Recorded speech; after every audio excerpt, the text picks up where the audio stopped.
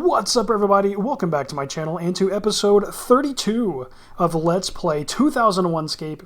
I'm Twinrova, and this is my Ironman 2001Scape account, Theoin.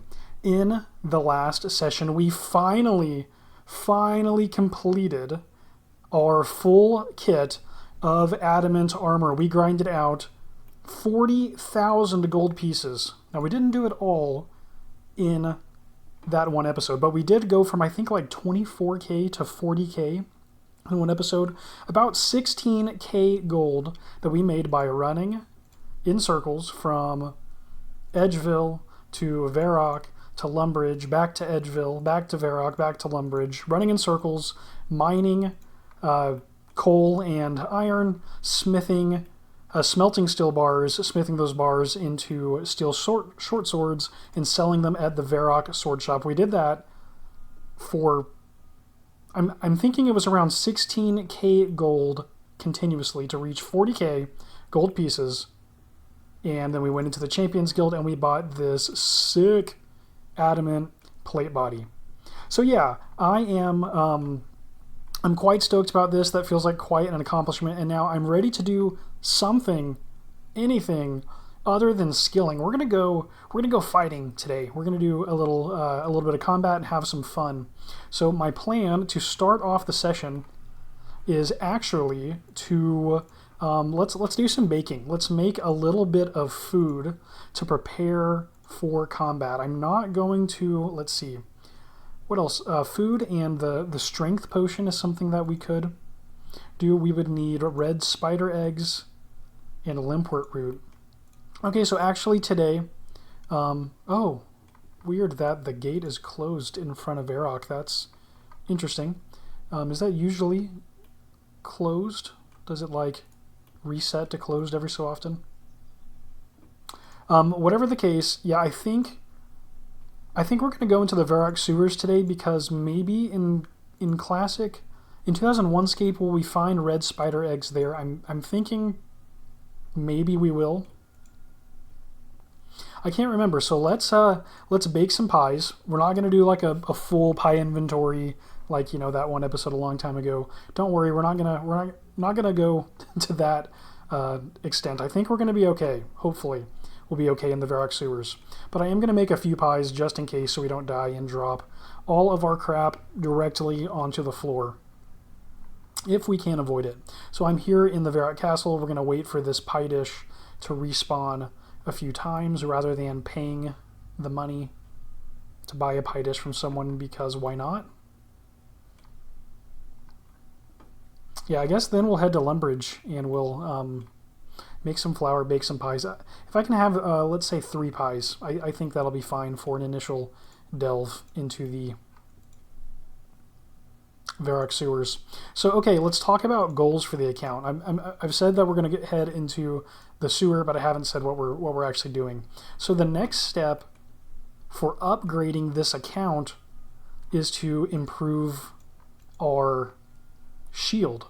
So we have an adamant battle axe, right? So this is I believe this is the best in the game one-handed, right? The other hand, we still have a steel square shield that is suboptimal. I would like to upgrade that to a mithril square shield, and we can actually acquire a mithril square shield from an ice giant as a drop. And the ice giant is also the strongest attackable creature in the game, so we can kind of aim for 2 goals with one effort.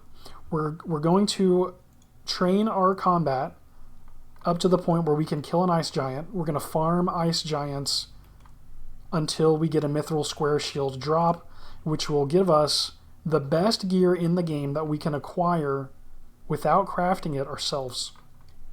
The only way to upgrade after that point would be to grind mining and smithing up until the point that we could craft the adamant kite shield. Or beyond that, I think beyond that, training our smithing to the point where we can craft the adamant two-handed sword. So those are both improvements that we can make if our smithing level was high enough.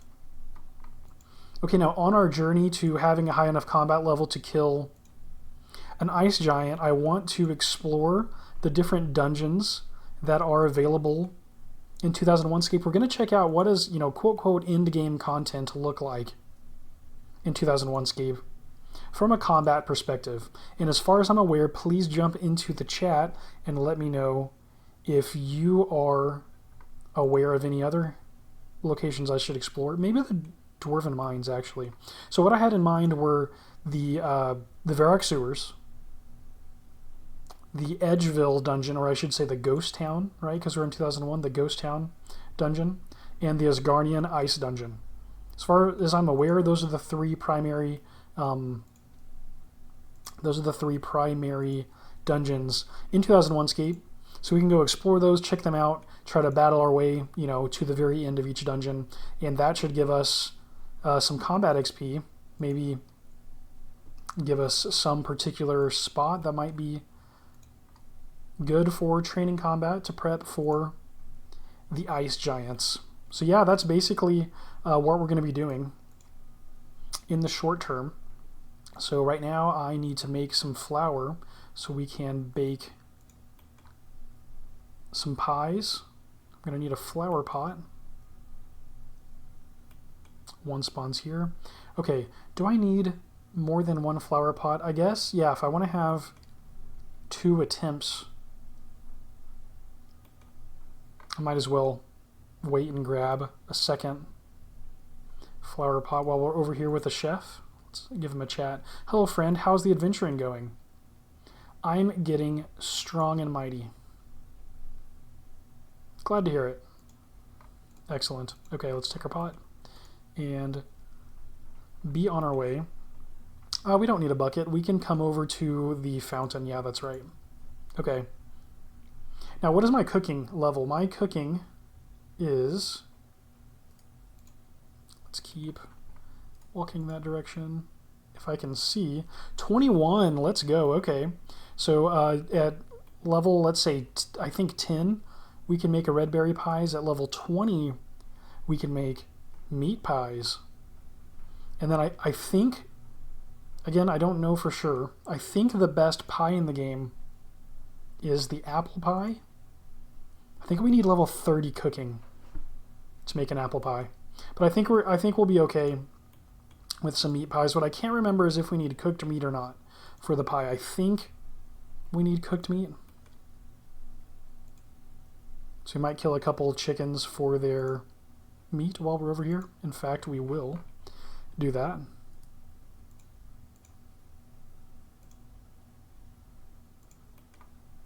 I guess we could test trying to, if we add a raw meat to the pie and it doesn't work, if it says nothing interesting happens, that will verify our test, I believe. Okay, let's get a couple, let's pick a couple wheats. I don't know what you call a group of wheat.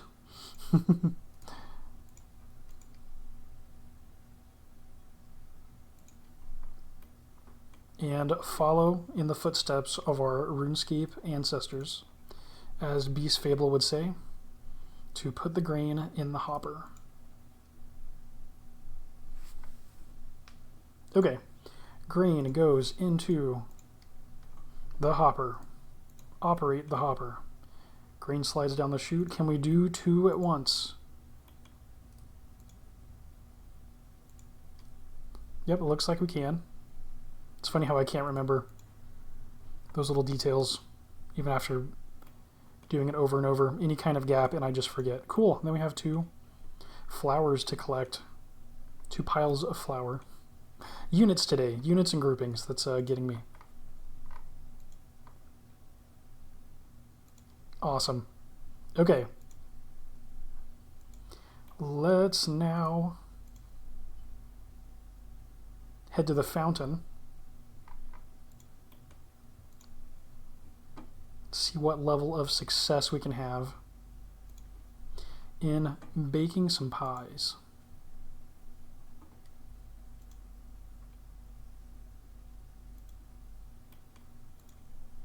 Yeah, and then I'm so excited to get into combat. Like, this is going to be cool. We're going to be fighting for the first time in a while. And it's going to be really cool to take on whatever is the... Well, not whatever. It's going to be cool to take on the strongest creature in the game. It's going to be like winning as far as PVM goes on this server. Which is cool. This is quote, quote, only episode 32. I bet by episode maybe like 35 or something, we can probably kill an ice giant. I would hope, anyway. Maybe even get a mithril square shield by then. Who knows? Oh yeah, the fountain. That's what I'm here for. It's going to feel awesome. And the 2001Scape server is unique in that it is small enough that you could reasonably, you know, pretty much beat the game in this short of an amount of time. Nothing interesting happens. Do I need to have a bucket? I guess I do. I guess I can't use the flower pot on the fountain directly anyway. Okay. Good thing I think I know at least where to find a bucket. Again, rather than paying the 1 GP, why not just walk over and grab one for free? It's the ultimate Ironman way. Which, if you're joining me and you're not familiar with 2001Scape, you're almost an ultimate Ironman just by signing up for an account. The bank only stores coins. So you basically are an ultimate Ironman, you know, without even trying on the server. But I ended up taking my money out of the bank just to go full on ultimate. I think there's a bucket in, yep, right here in the chicken house with this farmer. Nice. Okay. Let's go bake some pies. Yeah, 2001Scape is quite a different game. And if you step forward even one server, so, you know, there are servers, private servers, representing all different time periods in RuneScape history. And 2001 really is unique in how small it is. Only 15 quests. The strongest creature in the game is the ice giant. And don't get me wrong, you know, the ice giant's formidable. You know, nothing... I mean, the ice giant would kill us right now, I'm fairly certain. Let's see, my attack is 21, defense is 20, strength is 24. Yeah, only 15 quests. The world doesn't... There's no Taverley. There's no Berthorpe, anything in that direction. We have Al-Kharid, but that's it. There's no, like, Shantae's Pass taking you to other cool places. There's no wilderness, right? There's no anything east of Varrock. You really can beat this server specifically in a pretty short amount of time now. Pastry dough is what we want. If you step forward even one server, I'm not aware of a 2002Scape, so I'm saying that the next server is the preservation server, which is 2003 or RuneScape Classic proper. At that point, there are 50 quests. 15 to 50 is a huge jump, and the world expands dramatically. So it would take way more episodes, a much longer time to burn through that content. So it's going to be pretty cool, honestly, to have an account that's really at in-game, and that I've streamed from, like, literally the moment of creation every second. No editing, or very, very minimal editing. Every moment, yeah, that's what I thought was going to happen. We're going to have to cook these. Every moment from start to finish uploaded on YouTube. That's going to be pretty cool. And we're close. We're really close to it. It's going to feel like a project actually started and finished, completed. Okay, so we need to cook the meat. Hopefully we don't burn these 2 pieces of meat. Great, success. Oh, you accidentally burned the meat. No. Okay. Oh, and then I ate meat. No. Okay, what a noob over here. I'm talking about trying to beat the game and misfiring, eating our food. Or ingredients, I should say. Okay, let's go kill a couple more chickens to get meat for our pies. Good lord. Okay. 2 more chickens, 2 more meats. We might kill a few more just to give us I don't know, a buffer in case we fail at one of these cooking attempts. And in case you're just joining me, what we're doing is we're just baking a couple pies to have a little bit of food. And then we're going to go into the Varrock sewers. We're going to start exploring the dungeons of 2001Scape. Just, exploring some commentary, seeing what we find. And this is all in anticipation of a showdown with an ice giant. Yeah, we're going to try to level up our combat stats and go take on the strongest attackable creature in the game. I don't know if there's anything, I always say strongest attackable. I don't know if there's any creature that you can't attack that's stronger in 2001Scape. I know in like RuneScape 3, there's like a super ferret or something. That was the pardon the hardcore like motorcycle sounds outside. There was some like ferret that had such a high combat level in Daemonheim, but you couldn't attack it. So it was like the highest level creature in the game, but it wasn't the highest level attackable creature in the game. So that's kind of why I make that distinction. While I am running, pies essentially, let's talk some other news. RuneScape 3 is pushing skills actually out to 120. Really specifically, they're increasing mining and smithing from 99 to 110 with an intention in the future to raise all skills to 110 and then eventually to 120.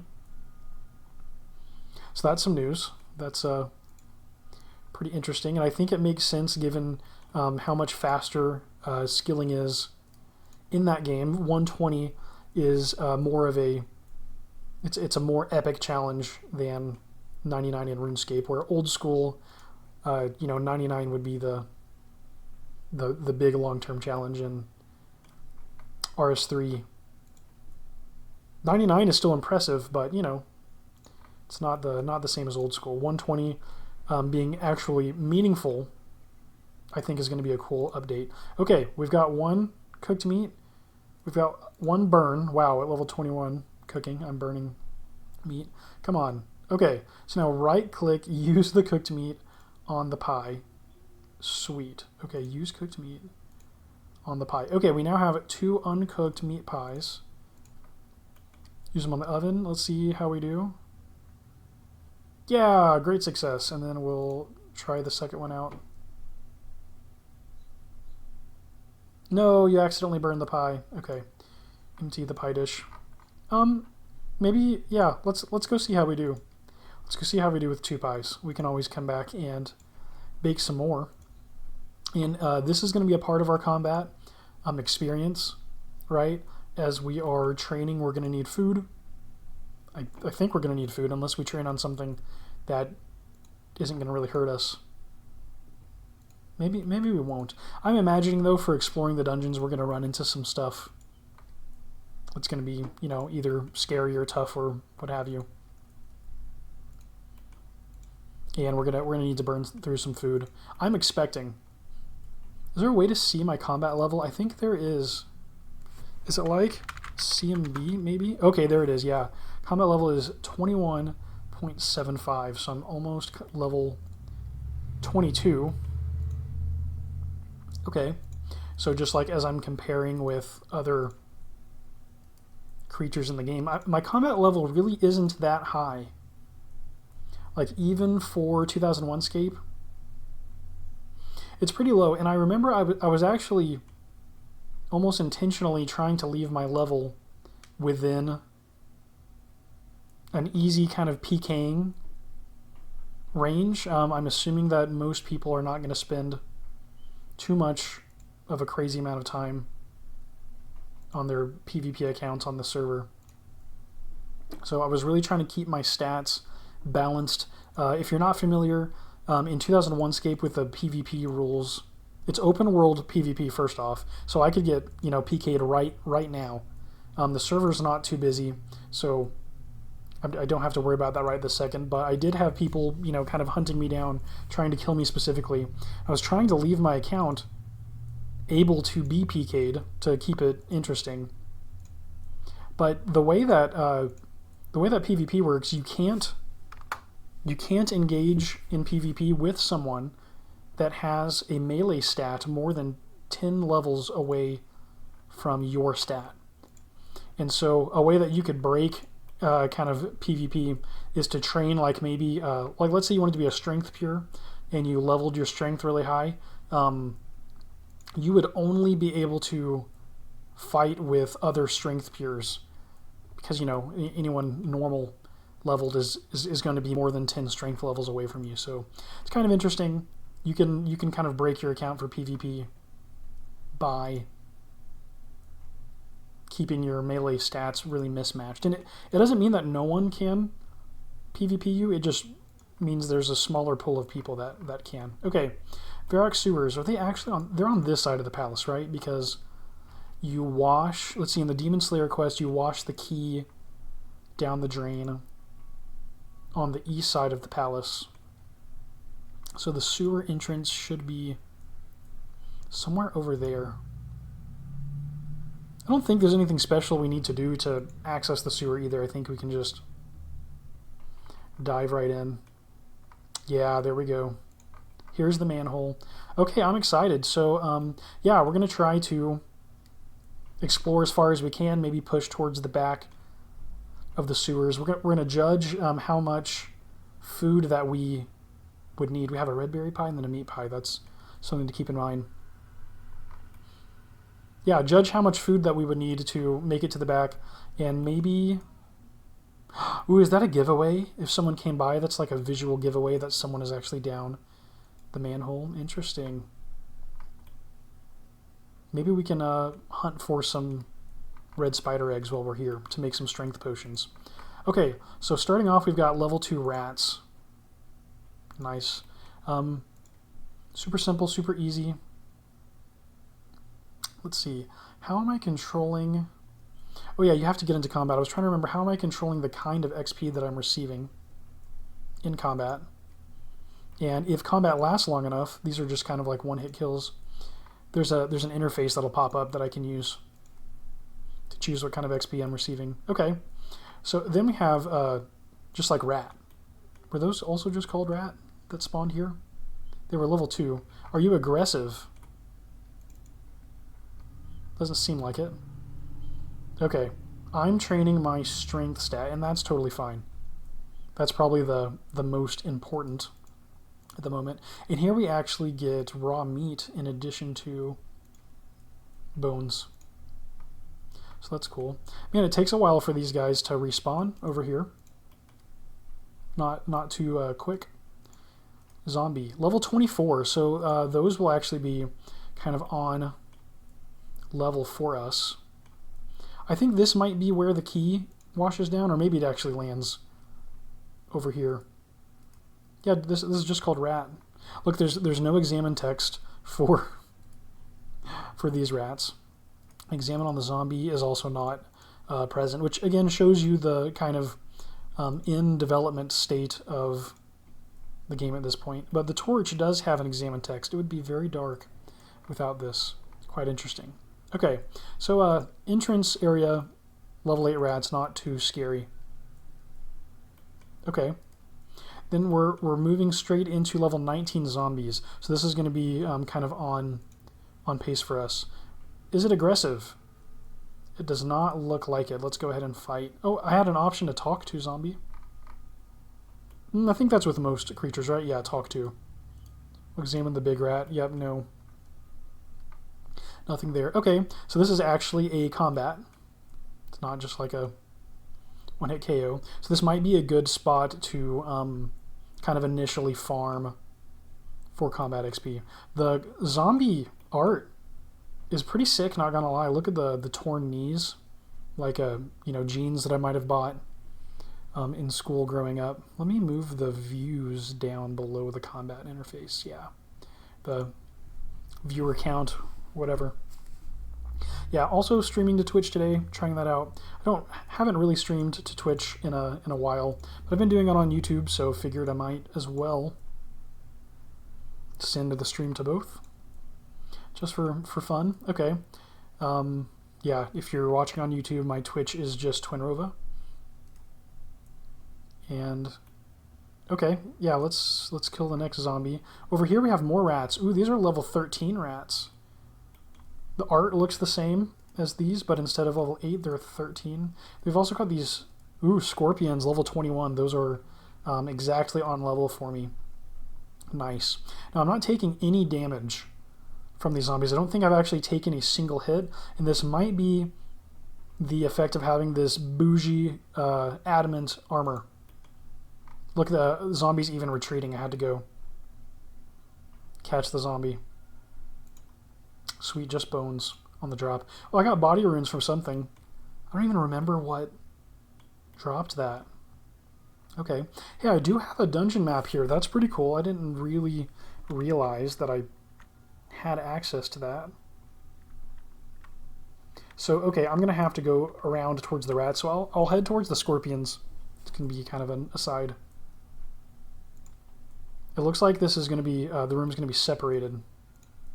Oh, it is, with like a cliff. Alright, scorpion's on level for me. Hey, it hit me for 1, and then I immediately healed back. And we're hitting 5s. That is pretty awesome. This art is sick as well. The classic era art is so good. It really is so good. Aggressive, I got intercepted. Oh my gosh. Okay, so I'll need to break combat, attack this scorpion. Yeah. Nice. No drop. Nothing from the level 21 scorpion. And so, yeah, hey, I've been hit. I'm down to 21 hits. They actually did tag me again. My armor rating is 128. Wow. And that's that's without a good shield. I still have the steel square shield. So we're adding up the adamant helmet, the plate mail legs, and the plate mail body. We've got the steel square shield. Does the cape contribute? Let me unequip the cape.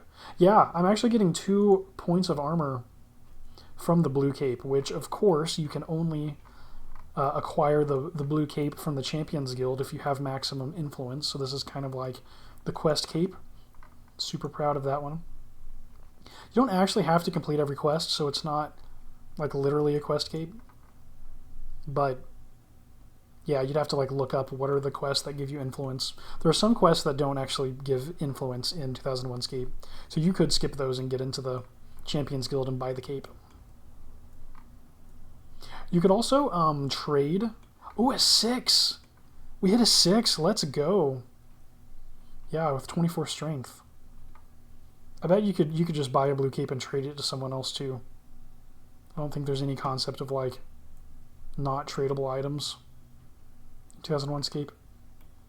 Maybe someone here knows otherwise. Just bones. Okay, so the scorpion room, we've got stronger rats.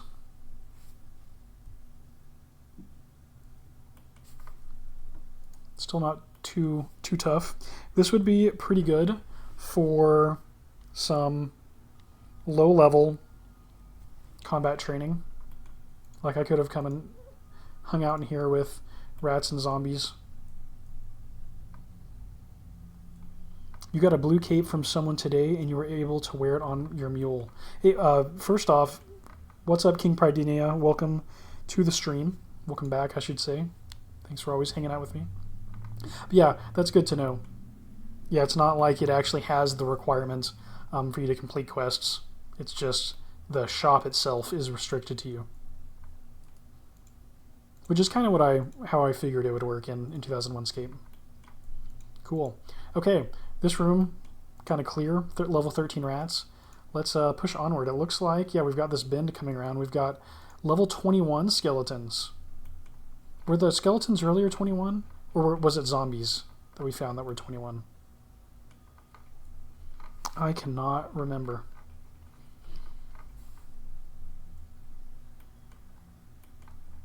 Nice. Yeah, thanks for joining. Yeah, I'm home alone for a little bit, so I figured, hey, let's play some 2001. I've been excited for this episode because I am just stoked to be fighting in combat. I love exploring too, so this is kind of cool, just going and checking out the back of the sewer. There's another 6. Nice. Bones. Oh, they're dropping raw meat. Oh, yeah, so we could cook that. The rats. Yeah, the rats are dropping raw meat. That is a food source for us. Excellent. Another 21 skeleton. So far, I think the only thing that's really aggroed on me has been the scorpions, right?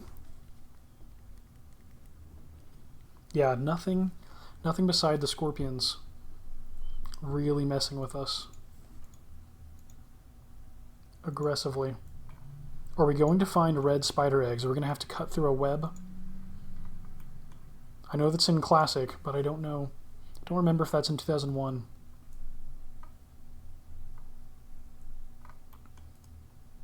More at level 21 skeletons, and we have a gate. Ooh, we've got ghosts. Level 25. This is going to be the first thing over-leveled for us, and then 24 zombies. Okay, so we do have a higher level zone once we pass this gate. And honestly, this wouldn't be a bad spot. Just like right here with these on-level creatures to train. 24 strength.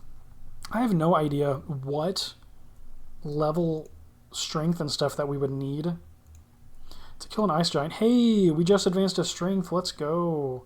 Level 25. Nice, nice. Pookie says, Meowdy, I enjoy watching 2001Scape. Super relaxing. Thanks for joining the stream and appreciate the compliment. Yeah, we're just chilling, even though we're, technically Theoin here is potentially fighting to the death. No big deal. We're just, kind of chill, having a good time, exploring the world of 2001. Yeah, super stoked that you're here. Let's see how we do against a ghost. They should start dealing damage. Like maybe hit a 2 on us. The adamant plate is really just protecting us like crazy. If I were playing Classic also, then I don't know that my defense would be high enough to wear adamant armor at 20. I might need like 30 or something. For some reason, I don't remember the numbers. I'm feeling like 40 defense is what you need for rune. So I would assume that 30 defense would be for adamant, maybe 20 mithril, 10 steel, maybe like 1 gets you both bronze and iron. That's kind of what I'm thinking. I don't know. I don't remember that for certain. So it's actually to our advantage in 2001Scape that we can equip this adamant armor with a defense of only level 20. You could equip adamant armor at level 1 defense in 2001Scape. Hey, the ghost actually hit a 2 on us. So these creatures will actually eat into our hit points. It looks so sick. Look at the red eyes. It's funny that they get like covered. Like their arms are up, ready to attack, and it covers the red eyes, but then as they swipe down, you can see these red pixels here. You can do a lot with just a few pixels. Pixel art is pretty cool. The engine part of RuneScape Classic is pretty fun. King Pridinius says, yeah, Addy is 30, Rune is 40, though in RS3 the requirements are 40 and 50 respectively. Right, yeah, there was a whole rebalance. In that, actually, in that they pushed iron to 10 in RuneScape 3.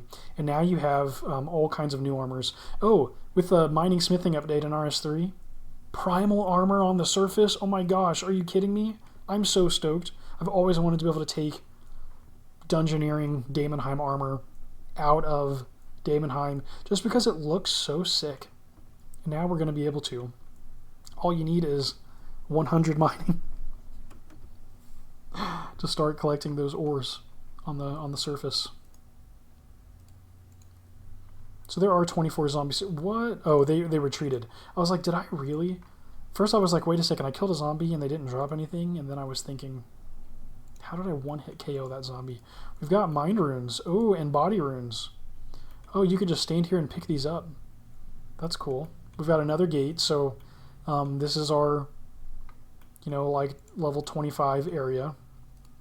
Here we're looking at the rats in the entrance, so we've kind of made the loop around. Yeah, I got my primal pick the other day, but haven't bothered to grind out the stuff yet. That is sick. Very, very cool. Was the primal pick, is it a crafted item? I'm wondering. You know, something else I could do is I could just move this like up here. That might work for the interface. Let's check that out. Yeah, and then I could like lower it to look right. Cool. Yeah, I'm pretty excited. I'm glad that they're still making changes and improvements too. Ooh, an iron mace. Wow. We got like a drop. And they're aggressive. Ooh, this zombie attacked me. Interesting. So the scorpions attacked me, and then these zombies attacked me. And we're still not needing to eat, even with these higher level items or creatures. Our adamant gear is basically making us not immune to getting hit at all, but we're taking damage slower than we can physically heal without actually needing to eat. Just need 2 primal bars, then more for the upgrades. The ores are super slow to get until you get the pick made using lower tier pick. Elder rune is very slow. Okay, cool. So it is, yeah, it's crafting, and it's a long, kind of a longer process, which makes sense. Congrats on getting the primal pick. So stoked to follow in your footsteps. My mining in RS3 on my main Twin Rova was virtual level 102. Just through happenstance of mining after hitting 99. But now I'm excited that it's not just virtual level 102, it's actually 102. There's really a purpose for my mining level to be that high. So yeah, I'm super stoked. Yeah, in the short term I'm going to be grinding, but I haven't, in RS3 I've not been grinding my mining, although I probably should do mining and smithing to 110 just for fun because of the update. I've actually been trying to get my other skills to 99. I've been working on thieving and farming recently.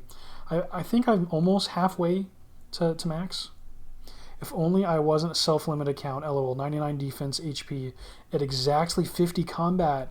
Ooh, that's pretty cool. That's an interesting account makeup. A 31, level 31 skeleton. Yeah, okay. 99 defense and HP at exactly 50 combat. So you're like a defense pure almost. Like not really pure, but that's very cool. This is a tougher creature. This is a level 31 skeleton. This is probably about halfway to an Ice Giant's combat level. So it's probably a good measure of our toughness. Yeah, and we're already taking way more damage against this guy. We did land the 6, so that's good news. So it's like we're gonna win, but we would actually need food to survive over here. Hey, we do have the web. Cool, and then the spider over here is 31. Okay, so on the other side of that web, we're going to, oh, and then they're aggressive. Yeah, so we'll need to train up a bit. Let's go hang out in here. I can see red spiders, deadly red spider, level 36. I see coins, and yeah, I bet you those red spider eggs are on the far wall. Sick. I don't know if I can kill these guys fast enough to pick up the loot, so let me maybe step off, try to pick this up, and then get back into combat. I think we can survive 3 more hits. And we can retreat. Okay, let's take our drop and bail. Okay, and I'll try not to... Yeah, let's come over here and let's close this gate. I'll try not to actually eat here, since we were healing faster than we were taking damage. Why don't we just farm some of these creatures for now to get some combat XP? Yeah. Let's try to get our strength maybe closer to 30. Our defense really should be higher so that we can tank. We really were doing, in my opinion, just fine at dealing damage. Our defense is just too low, but I'd still like to raise my strength a little higher. Yeah, max defense, pure, and skiller. The mining and smithing update put you over 2.2k total. Wow. Just be careful. Yeah, for sure. I have Newt. Ooh. I can use that for a die or something, right? It's like one of the quests needs an Eye of Newt. So that's good to know. It's dropped in the Varrock sewers, in case anyone was wondering.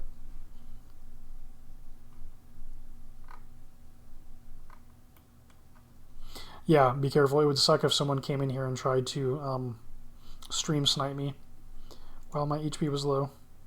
But I'm gonna see if I can heal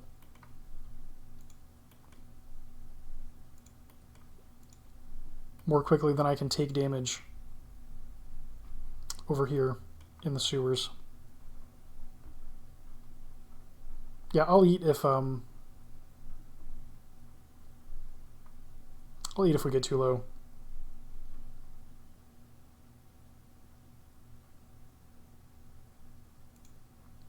Yeah, it would be useful to bring a tinderbox and some logs so that we could stay in the dungeon longer, farming giant rats, cooking their meat. Be pretty cool. You'd have to, kill and cook quite a bit of them, right? Because, oh, we just healed one and then we took a damage. I go down to the level 21 creatures just to let my health start replenishing. I don't want to sit at 9 HP. I would like to steadily regain back to full HP. That's the plan. The goal anyway.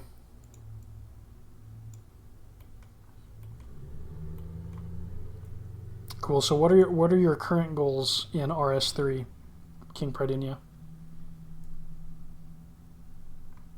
We took 2 more damage. We're down to 7.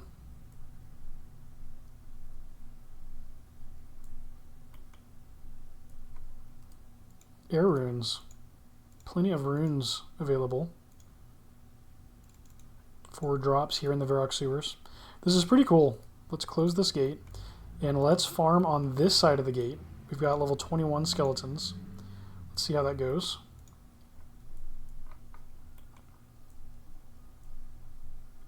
And our health is already back to 9. We recover health pretty quickly. Oh, did I gain a hit? Yeah, I'm at 23. I think I was at 22. Right? Hey, another iron mace drop. That's pretty cool. Yeah, and then the lower leveled creatures we can kill faster, so we should actually have an improved XP rate. Yeah, we want those coins, yep. We'll take coin drops for sure. Yeah, these skeletons might be a good spot to just chill and slay. To be honest, not much at this point. Maybe make a bunch of primal armor sets, keep a +5 to wear, because why not? And then make +5 plates to make into burial plates. Oh, 6 HP. 4 HP. Oh my gosh. Okay. And we gained a strength level. Sweet. Yeah, let's eat some red berry pie. Eat some red berry pie. Okay. I'll keep fighting skeletons and see if we can't still net positive. Burial plates are like to really grind smithing XP, right? It's like you ruin the armor, you destroy the armor, but in return you get another round of XP for the same resources. Is that kind of how the burial sets work in RS3? That's what I'm thinking anyway. Yeah, that was a couple unlucky hits on my part.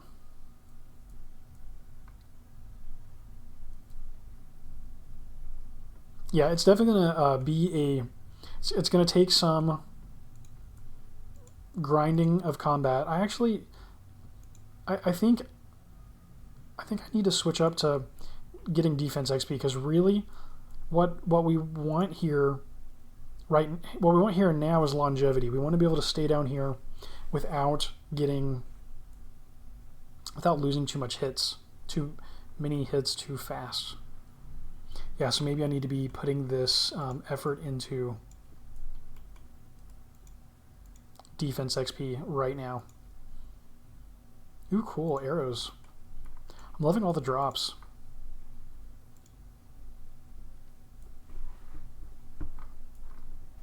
Yeah, so let's see if we can get a defense level. We started at strength 24. We've already gained 2 strength levels, just kind of messing around. And now, grinding skeletons. Hopefully we can level defense pretty quick. Combat is an easier grind in 2001Scape than other kind of skills. You know, we're not like clicking on the rock, clicking on the pickaxe, clicking on the rock, like we're doing with mining.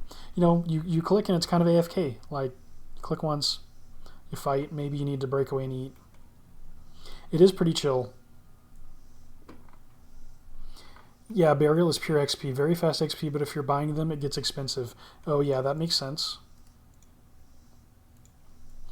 And there's something that I enjoy about RuneScape.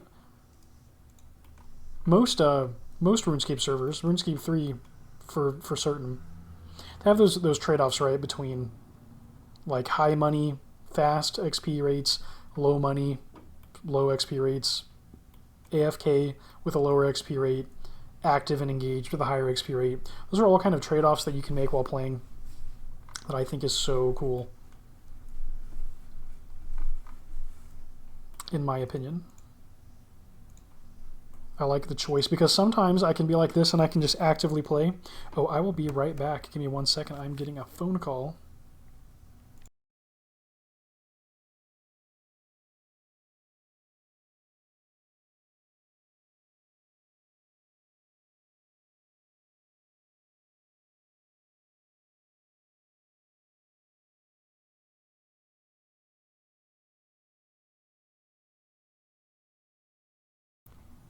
Okay, and we are back. Yeah, thanks to everyone that stuck around. Let's continue our defensive grind. Yeah, what's up, Tanman? Tanman Calderwood. Welcome back to the stream. Yeah, happy you're able to hang out with me today. Yep, super stoked to be in combat and kind of doing something a little more. You'd think combat would be more intense, but it's actually a little more chill today than the mining grind in 2001, which is definitely a grind. Right now, I am just working to level up my defense, get my combat level a little higher so that I can survive deeper into the Varrock sewers.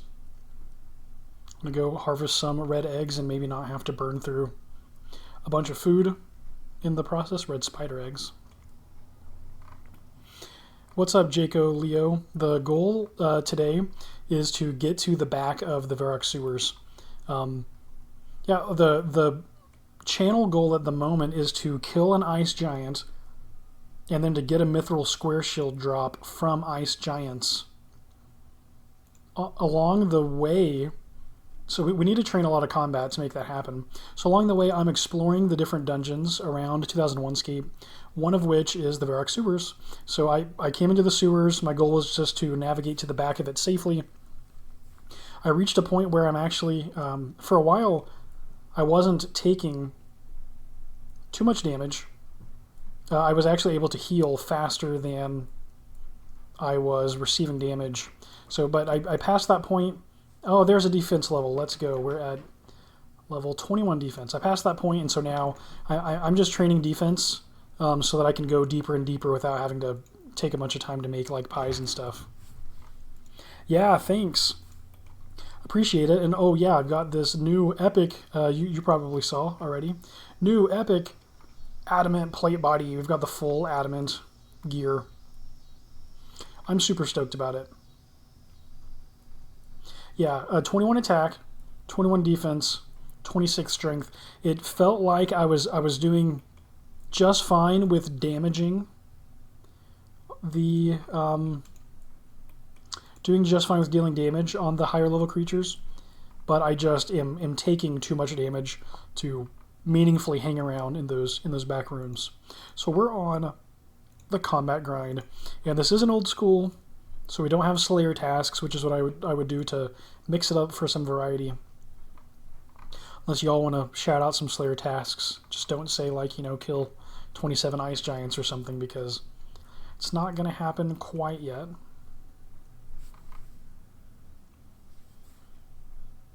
Yeah, I might need to go bake some more pies. I saw that last video, brother. It was awesome to see you get all that gear. I've been here since the beginning of the series. I appreciate that so very much. That's so cool that you're here after sticking with it the whole way. I was talking earlier about how cool it is to have the whole journey from Tutorial Island to Quest Cape to almost the best gear in the game. We're working on it. That whole path, every second being documented, is going to be pretty cool, I think. Like, not even just like cutting to the highlights, literally every second of gameplay, minus the brief moment when I log in and haven't hit record yet. Okay, let's try going back to these level 19 zombies, because they should also give decent XP if we can kill them fast, but without hitting us as often. I'd like to see our HP start climbing towards max. I want to trend up over time with health. Yeah, I don't think I need all of these raw meats. I think I'm going to drop these. It's not a drop that I need to hang on to. I don't have a way to cook these currently. You're 4 quests away from the Quest Cape, an old school RuneScape. Oh my gosh, now that is a serious accomplishment. Wow. There's more. I know there's more than 100 quests in old school. Or I think there's more than 100 quests. How many quests total are there in old school RuneScape? Because here in 2001, there's only 15. In Classic, there's only 50. I know in... Oh, here I am. Oh no, I'm fighting a level 9 zombie. That's it, not too bad.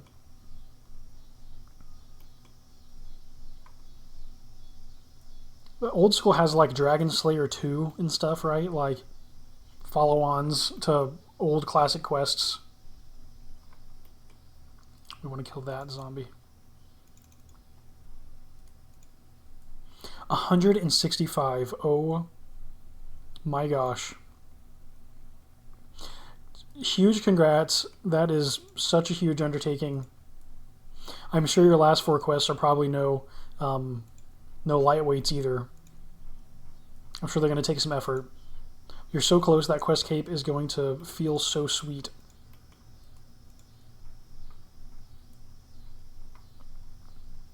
$165 quests. RuneScape 3, I think, is over 200 now, which is insane. Questing is my favorite part of RuneScape. One of my favorite parts of RuneScape. Probably my absolute favorite, honestly. If I'm going to be honest, questing is probably my favorite. Ooh, we've been playing for more than an hour. Gasp. Oh, I keep picking up this raw meat that I don't need to be picking up because we're not going to use it.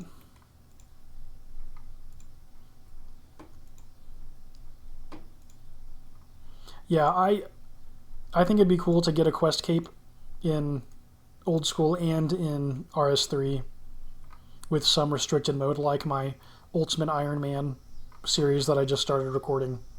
I think it'd be cool to get the quest cape on each of those accounts.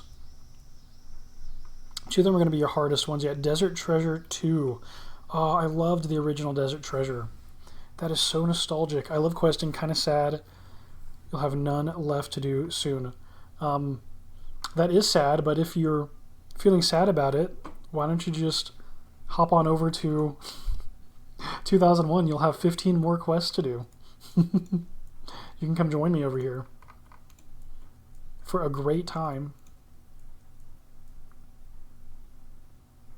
You can also go on to RuneScape 3. They diverge. They diverge pretty heavily, right? Obviously, in story content. And the negative aspects of RuneScape 3 that old school players, typically shy away from, you're not going to see that a lot in questing. You can turn on the legacy combat mode so you can play RS3 like you're playing old school. Like literally no action bar, anything like that. Ooh, bronze longsword. That's cool. They try to like emulate old school. Yeah, definitely give 2001 a shot. Good luck with the mining smithing. That's the that's the grind. But it's fun. It's a good time. You can even just do combat and do quests, right? Like you don't really need to skill much in 2001. And it doesn't take much to climb the high scores either. Speaking of, let's go and see where I'm at today. Okay, rsc.vet is where to go. Yeah, we need some defense levels because we're just hanging around 9 hits. Defense is 21. Gained 1 defense level here. Take a bones, but not meat.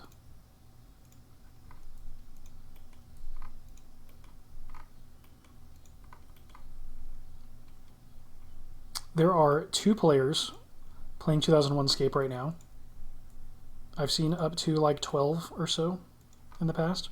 There are 55 players on Preservation right now, which is the normal classic server. So 10-man, if you're looking for a server with a higher population, the RuneScape Classic Preservation server, which is like, it's just like how RuneScape Classic was left to us before it shut down. That is an excellent server. There's way more people that play it. Has 50 quests for you to play through in their classic form, and it culminates with the Legends quest. So it's a pretty cool journey that you could go on. If I head to the 2001 high scores, that's not to detract from 2001 either. This is an excellent game and server. You just have to kind of coordinate people to get on if you want people on for something. The spikes kind of go up and down. Sometimes it's a little more busy, sometimes it's not. Okay, number 1 on the leaderboards is still Cake. Total level 1,061, 17.7 million XP. Hardcore. Second place is Brown at 1,051. But interestingly, Brown looks like they have the most XP in the game. They have just shy of 25 million XP. But only 1,051 total level. So Cake did it in far less XP. Interesting. Okay, I think I'm on page like 4. So let's jump over to page 4 of the overall high scores. And there's a defense level. Let's freaking go. 22. Defense. All right. And this is what we're after. We want tankiness. That's what we're looking for right now. Is exactly what we're looking for right this second. Okay, page 4, Theoin. I'm chasing myself. Oh my gosh, Theoin is ranked 71 on the high scores. I remember we were excited to break into the top 75. So 71, and he's right behind none other than Twinrova, my 2001Scape main. Is Theoin going to surpass Twinrova? Will he become my main account?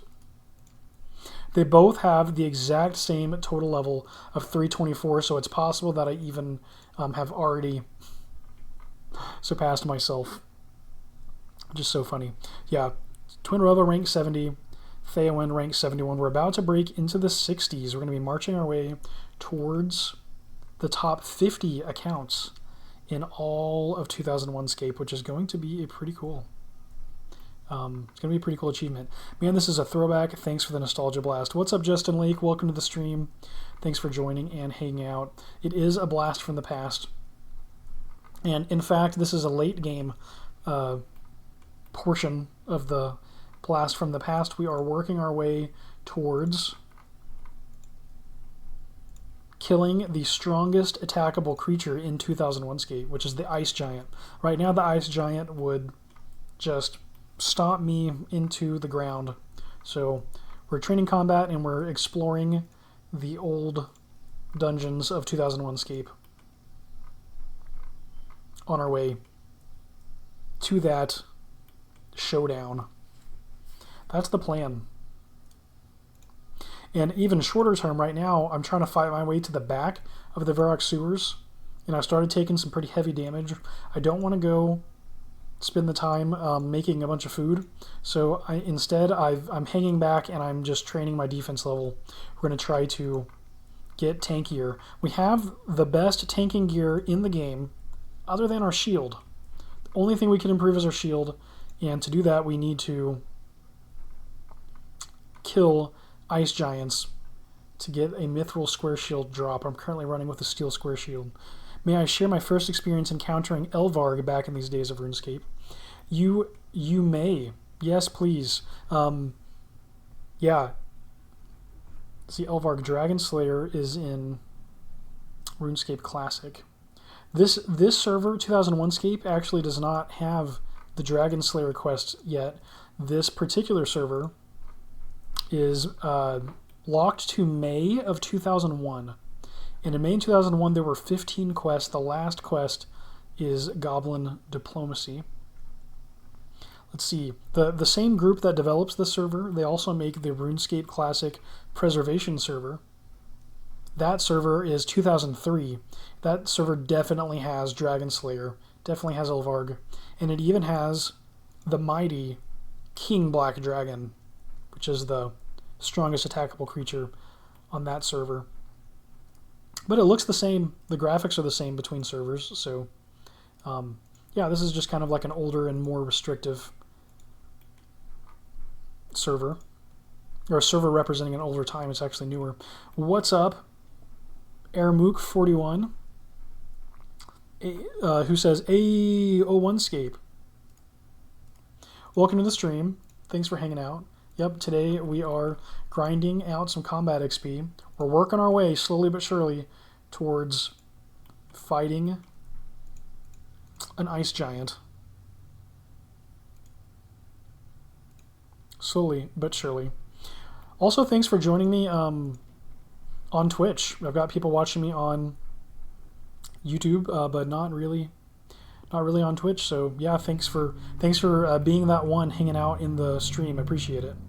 Was missing out on some of the YouTube live streams, but saw the notification on Twitch. Yeah, I'm gonna try out double streaming to YouTube and Twitch, and just see how it goes. I didn't know if anyone was gonna chat from Twitch at all, so I'm excited that you joined and are chatting. I appreciate that a ton. Maybe we can get a little 2001Scape community going there as well. Who knows? Justin Lake says, I called my dad in the room and told him to watch me fight this badass dragon.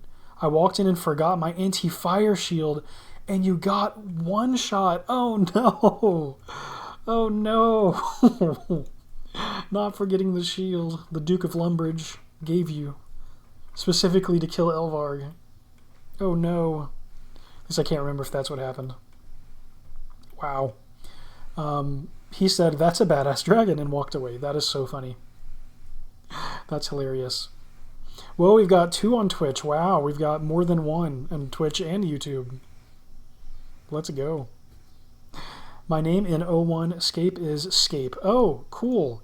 I think I've seen your name before. Have I added you even? Scaped. I have escaped. Not just Scape. I have scaped. I think. That's cool. I will add you though. Have I seen you on the high scores perhaps? Is that where I recognize your name? Let's head over to rsc.vet and look at the top of the leaderboards. Why not? We'll head over to page 1. Maybe that's where I recognize your name from. Or maybe it's just scaped with the D that I'm thinking back to. Yeah, it's going to be cool when we hit top 50 accounts. I ultimately would like to, before kind of moving on to another project, I would like to get to the first page of 2001. And I think I've talked with y'all about this before. I don't plan on exclusively streaming and recording 2001.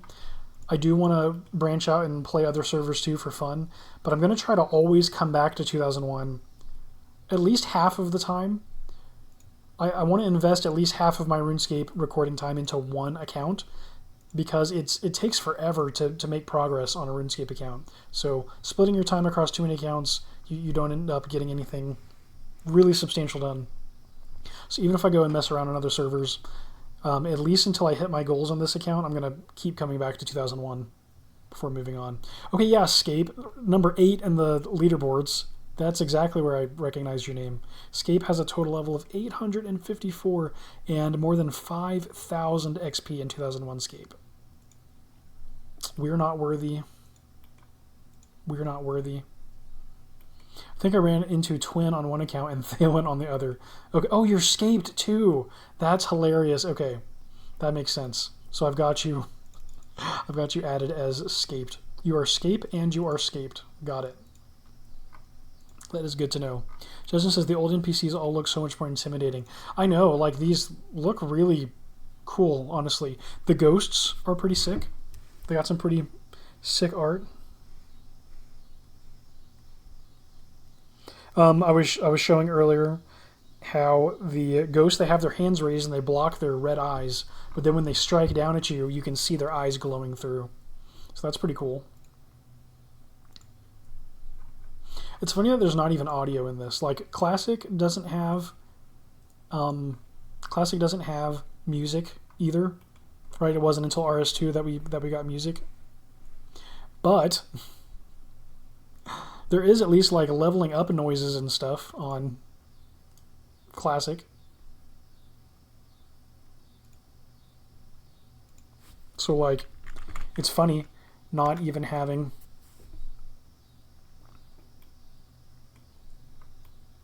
like level up sounds and stuff.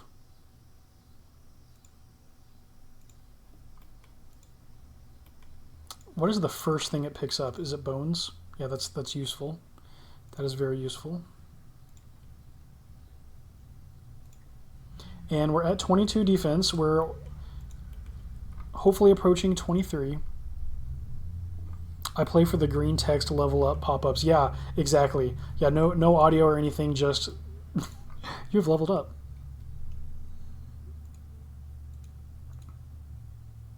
Oh, let's see what my combat level is now.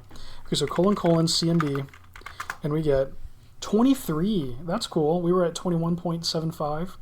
Our defense level obviously isn't high enough because we're still getting these like 1 hit point pot shots from level 19 zombies pretty regularly.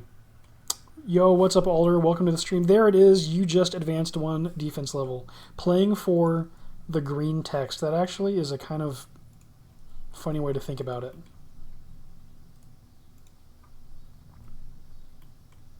One time upstairs in Draenor Manor, when the game was like this, I convinced someone to trade me their Addy Square Shield and Battle Axe, and you logged out. Wow. Scamming people since, what, like 2000, 2002, 2003? They were a noob, but they probably deserved it. Justin says, I'm sorry, Irox, your socks 81. Maybe we need to do like a reach out. Is Iron... What is it? Is Irox your socks 81 around? Do you remember having your adamant stolen back in 2002 or 2003? Maybe we can rehook you back up with your adamant equipment if you come join the 2001Scape or the RSC preservation servers. Welcome back to the stream, Alder. So stoked that you're here. Alder gave the original idea for the Alder Tiers Challenge, where I was harvesting, or I was trying to collect bronze and then iron and then steel armor. It was interesting because in 2001Scape you can wear any armor at level 1 defense, so I was like, why would you not just like build up and save up the money to buy adamant right out of the gate? But I wanted to get that experience of progressing through the tiers of armor, so Alder came up with the Alder Tiers Challenge. So you have to equip a full set of bronze armor before you can start collecting iron pieces, and so on and so forth. I had the exception for the shield. Yeah, I wasn't strong enough to get the mithril square shield from the ice giants, and so I carried on to mithril and adamant without the shield, but I had the helmet, legs, and plate body of each tier of armor before moving on to the next. Defense is a forbidden word for me. You mainly play one defense pures. Ooh, interesting. That's very cool. Yeah, I think pures are really cool, but I've always wanted all of the benefits of each level. Like, I want to wear the armor that requires... I mean, I know in 2001Scape you can have one defense and wear adamant. But on other servers, I want to level up my defense so I can wear all the sick-looking armor. And I want to level up my strength so I can beat people up. And then I want to level up my attack so that I can actually hit. So I mean, pures seem really cool.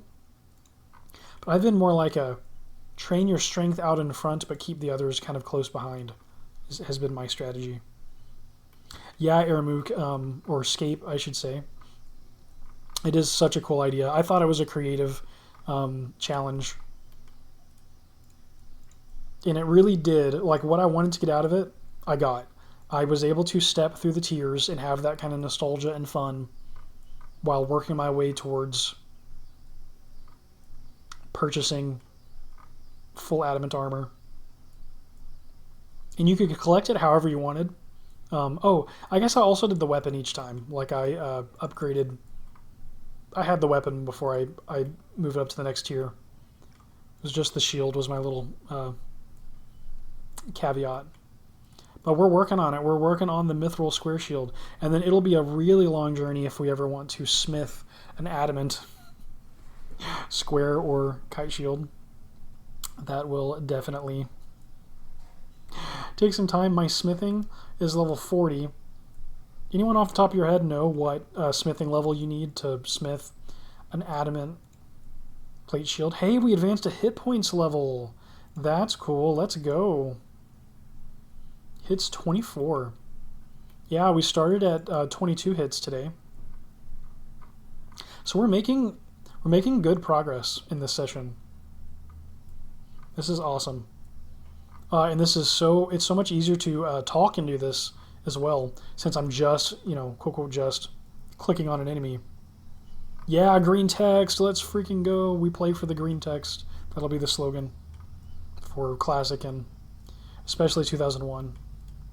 In Classic, you can also play for the audio, the, like, doo-doo-doo-doo, or whatever sound. I got to the point of smithing mithril kites. That was very satisfying.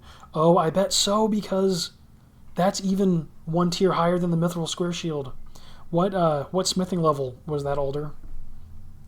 That's so epic. Alder is high up on the charts too. Let's go take a look at Alder's high score. position. Back to rsc.vet. Over on the side.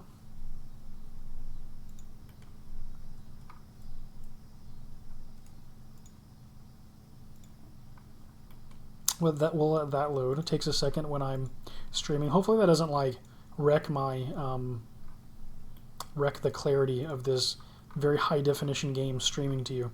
Oh, I was not intending to fight these skeletons, actually. Okay. Well, there's 4 people on 2001Scape now. That's pretty cool. Are y'all hopping on since you saw the stream? You're like, well, I might as well jump on and play. If Theoin's grinding, then I guess I need to go grind too. Is that what you're thinking? Heading to the front page of 2001Scape, which should have both Scape and Alder. The high scores, that is.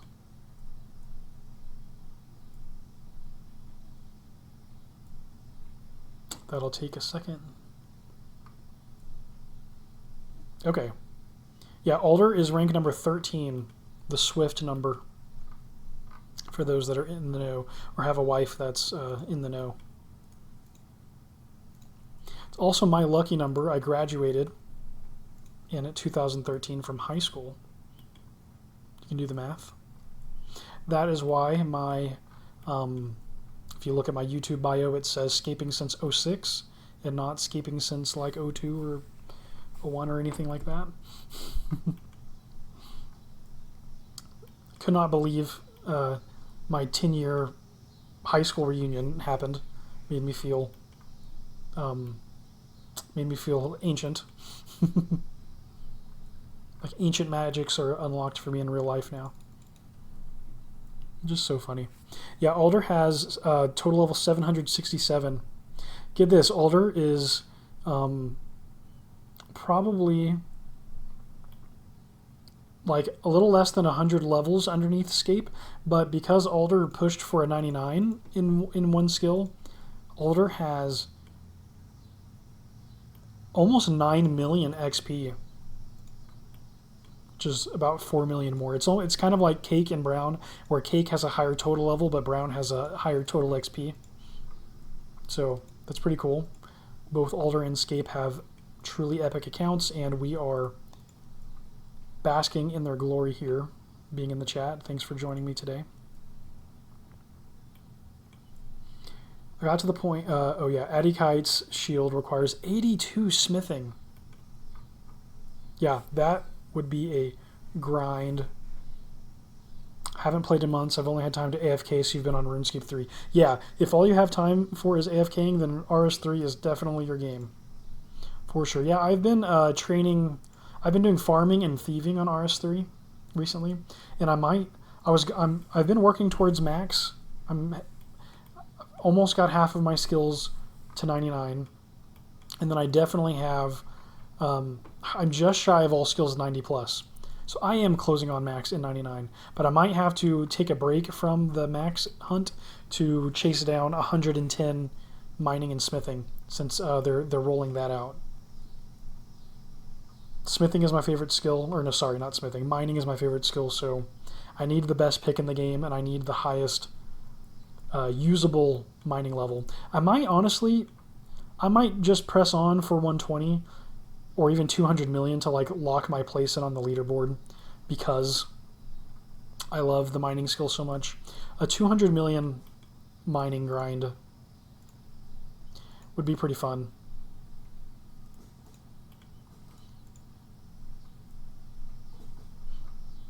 But then I don't know if I want to miss out on the 110 to 120 update.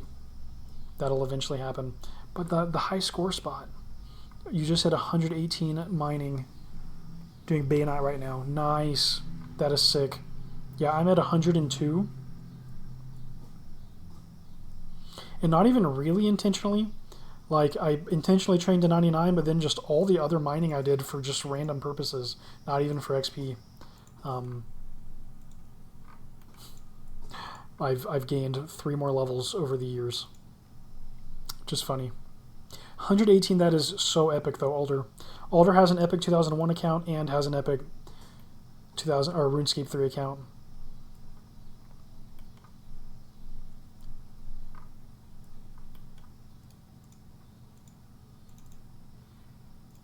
And I'm happy with mine, but I definitely have... was that a defense level? Oh, I just kind of zoned out. Defense 24, let's freaking go. And check it out, our health is slowly climbing. We're at 13 instead of 9, so the defense levels are working.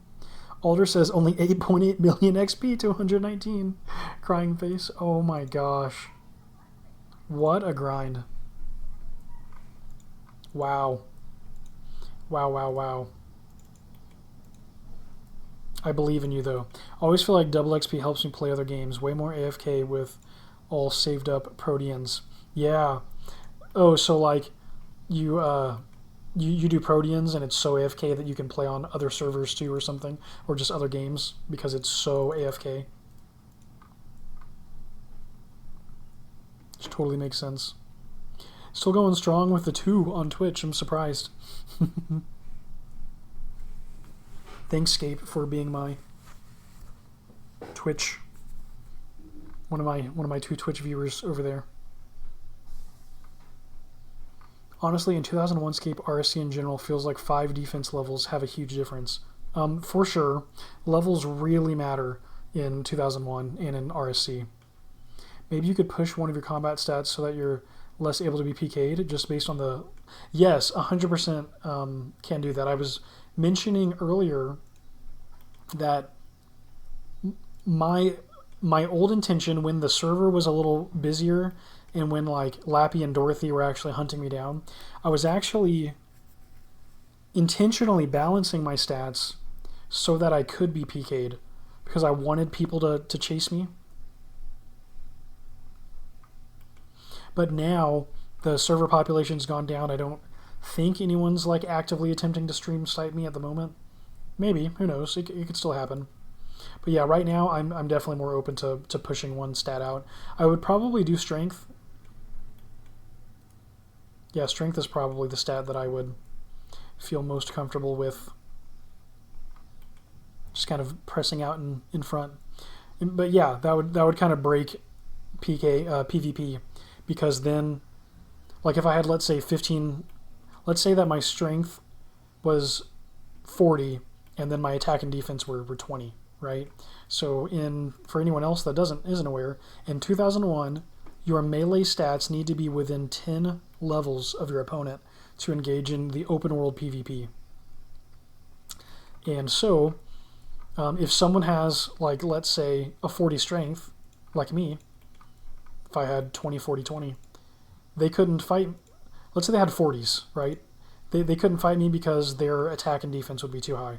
Or if they were all 20s, they couldn't fight me because their defense or their strength would be too low, or whatever.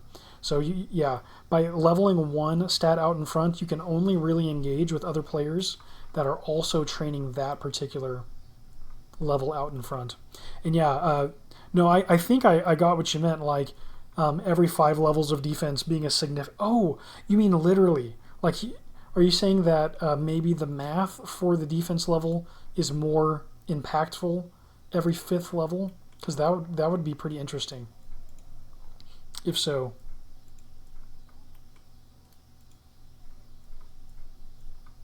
What I could do is push my defense stat older, because I feel like the conventional wisdom would be not to do that, right? So, like, almost no one's going to train a defense forward PKing account. So that would really break PvP for me.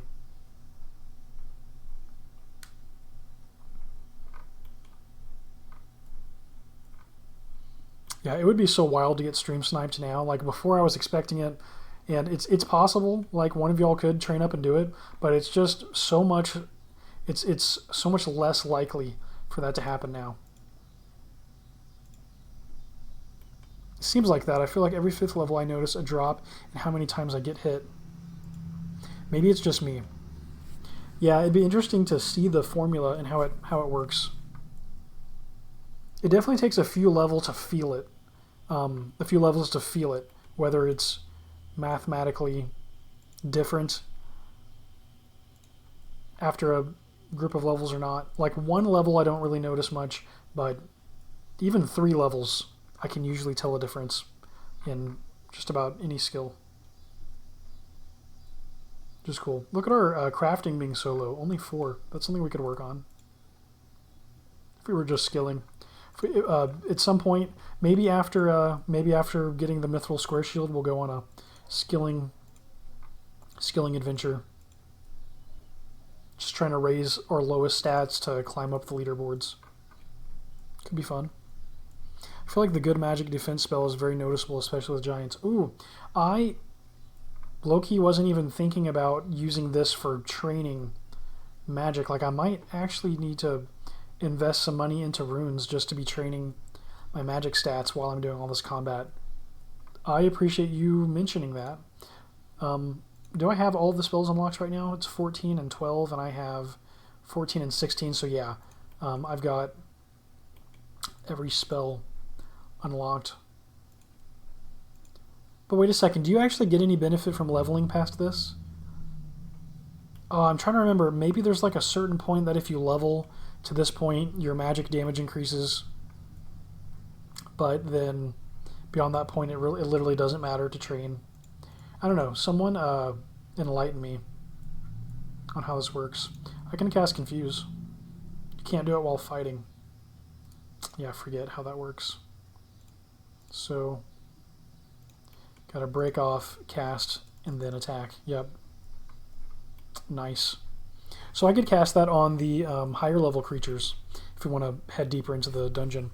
I believe it goes to a threshold where you can't fail the spell anymore. That's what it is.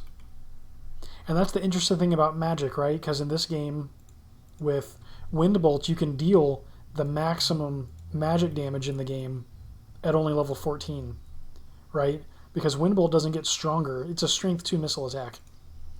But your chance of it actually landing go up as you grind the skill to a threshold. That makes sense. I think the magic damage is based only on the level of the spell. After enough levels above the requirement, it becomes impossible to fail. Wow, so not only is it more likely to succeed, but it's impossible to fail. That's pretty cool. If I could go and survive against these skeletons, then we could just sit and collect those runes. But I want to heal up more before doing that. Airmook or Scape says, I'm mining and doing the boosts. Like in RS3?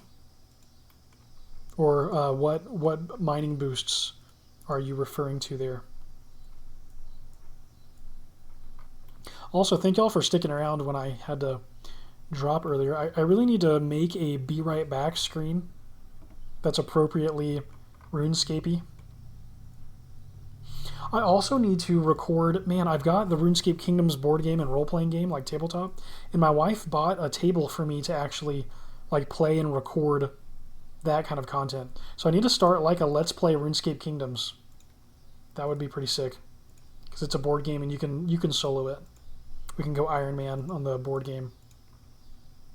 You had runes on me for the 2001Scape magic boosts. Just do them over time. Oh, I see what you mean. I gotcha. Yeah, I need to keep some runes on me to constantly be training that. If we want to climb up the leaderboards. Get a notification in chat when you need to redo the boost. Yeah.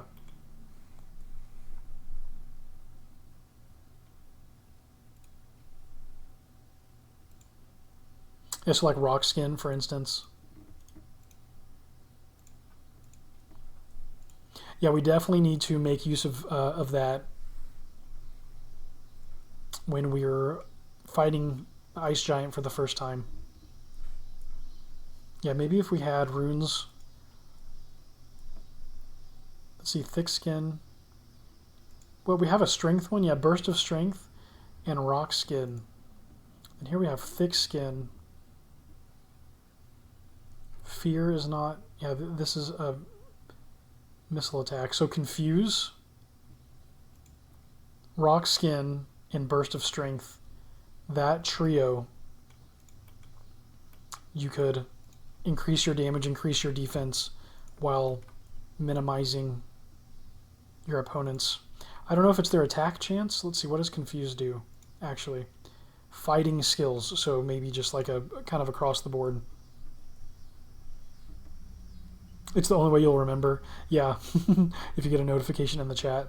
I totally get that, the out of sight, out of mind kind of thing.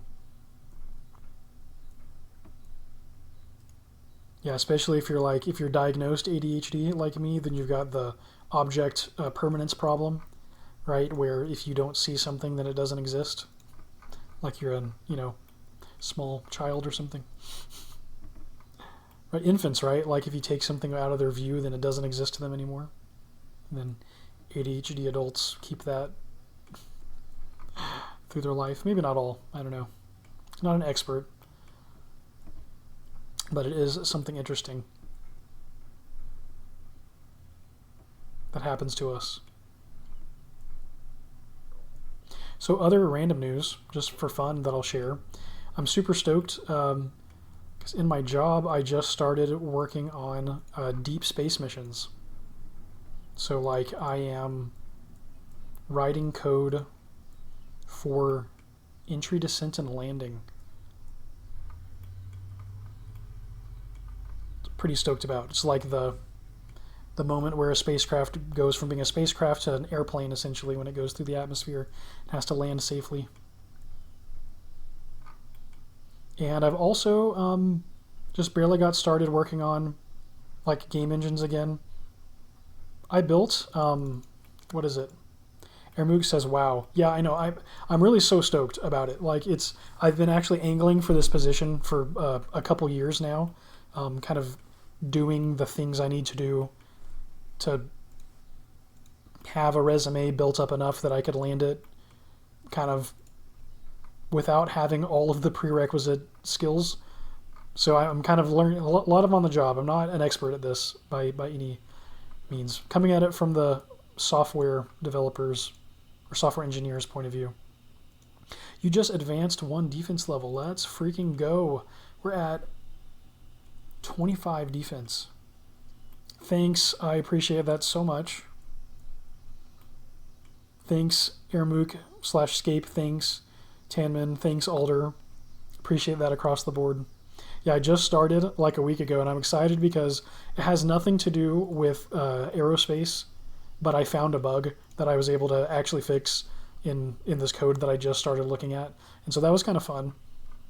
It was everything to do with like software and building and stuff, nothing to do with like the actual guidance navigation piece, but it was fun to actually contribute something kind of quickly. Yeah, I've also been messing around with game engines. I'm working on a game again, and usually when I start working on a game, I have some like large grand scheme that's so big that it would just take too long to make it.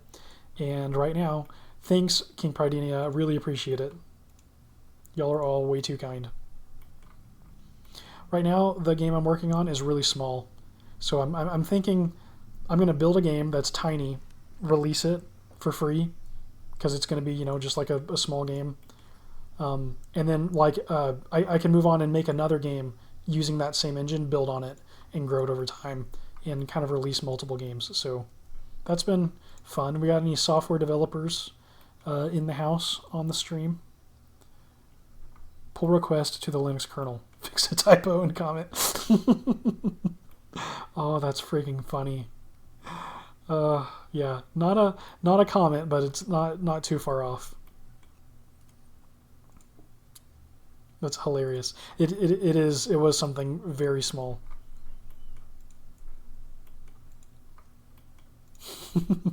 Fixed a typo in comment. Yeah, any other software folks in the house? I feel like for some reason a lot of people that play Classic have some kind of a software background for some reason. I don't know what it is. Oh, it's RTX. Wow. What's up? What a freaking terrifying moment, though. You looked like a PKer for a second with the bow. Nice gear. Wow. Just 2070's mule, and thank you. Same to you. That's hilarious. Tanman says, in school for automation right now. Pretty neat stuff. Nice. That's really cool. Yeah, with like like Python or like maybe like cloud kind of stuff. What's up, Acoustic? I just saw your name. Yeah, you're online right now. I just saw you. How are you? Welcome to the stream. :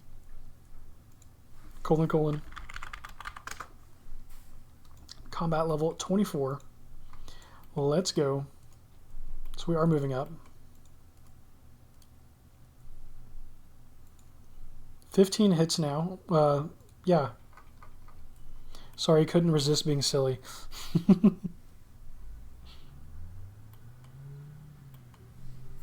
Yeah, that was it. It honestly terrified me.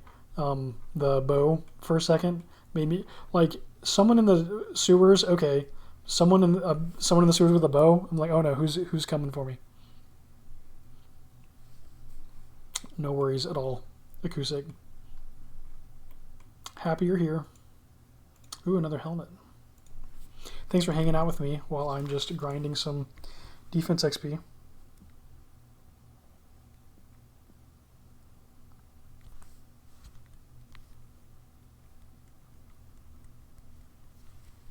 Yeah, I'm thinking I might push forward again soon and just see how I do against the level 21 skeletons. In fact, let's go give it a go. Yeah, my mule says hi. What's up, RTX 2060? Mule for RTX 2070. We're at 16. Let's see if on defensive combat style, if we can hang around here without trending down too much on HP. Python and PLC stuff. Nice. We're at right now. That's important for control systems, all that kind of good stuff. PLCs are fun.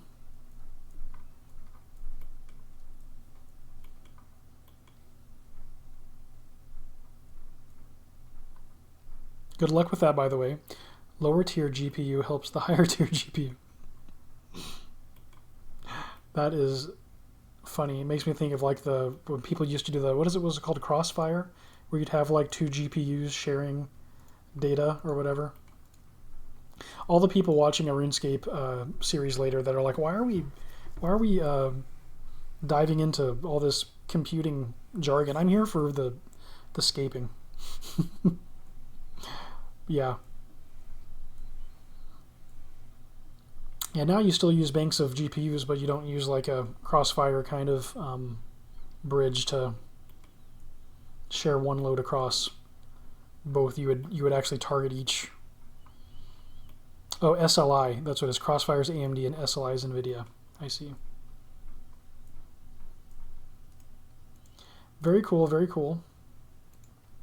So yeah, I might play the game that I make on here, and I won't make too much of a big deal about it because it won't be that great, but yeah, I've made a 2D game engine before that looked kind of like RuneScape, and that was really fun. Making the art takes a long time, so I'm making a text interface and a graphical interface so that I can start by making text games. Because part of the problem is that whoa, what in the world? It's like I misclicked or something. Oh, I probably clicked up with a scorpion, that's what happened. Talking about GPUs while playing this is true. Yeah, like my GPU's like, I don't know. Yeah, no GPU necessary for RuneScape Classic. You can use your onboard processor's onboard graphics processing for this, which I guess not every GPU, I guess not every processor has onboard graphics, so maybe you do need like one teeny tiny corner of the GPU for rendering this stuff. But yeah, what I'm making right now is a tick-based, essentially multi-user dungeon So you can basically type commands to move around in a text-based kind of world, and then combat is like RuneScape style with, you know, ticks, and rather than making each swing, you trigger combat to start. And yeah, kind of a classic vibe, but text. In the future, I have some. Wow, I'm losing health. I have some art, so I'll probably try to make something graphical in the future just for fun. But yeah, we're gonna keep it simple to start. I am 1000% into the game engine thing. I want to get back into it so bad. It's fun how, like, at least for this kind of game, it's really not that difficult. It's just time consuming. And for me, the programming isn't the part that gets me. It's all of the art. But I finally made like a character model that I drew that I was kind of happy with. And like, look at Classic. The art is epic, but it's not like too crazy. Like, you could learn how to do the shading on the axe and stuff, so it just takes time. Yeah, game engines are quite fun. Well, Alder, if you're interested in it, I'll send you my GitHub. You can fork it, or, you know, add to it, whatever, or do your own thing. We can compare notes and see how cool our projects are. Yeah, I'm going to use really part of what's... I have a game engine in Java that had more than 10 people at once log into a 2D kind of graphical world. You could walk around and chat, and there were enemies, but there was no combat system yet. I didn't keep developing that. Now I'm going like full-on C++, using SDL for graphics. So yeah, that'll be fun. Yeah, I know, down to 7. I could totally get wrecked right now. Oh, that's bad. I didn't even notice that I got down to 4. Oh, did I notice? Actually, yeah, I did. That was when I actually retreated, right, from the skellies. Yeah.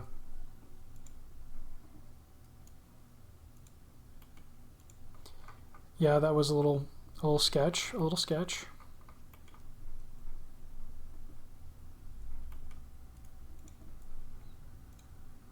Yeah, so that'll be fun. I made something similar in college while learning sockets in Java. It was a ton of fun. That's exactly what it was. It was a distributed systems class teaching sockets in Java, and so built that game engine. And actually, the purpose, what we had to do, the reason why there was no combat system, is we weren't being graded on how fun the game was. What we had to do was have a networked server, and then we had to demonstrate a fail handover. So like, you basically had to start up a server and a backup server, and your players had to connect to the main server, and then you had to pull the plug on the primary server and automatically hand over the game state to the backup server and continue playing the game with, you know, the smallest amount of interruption possible.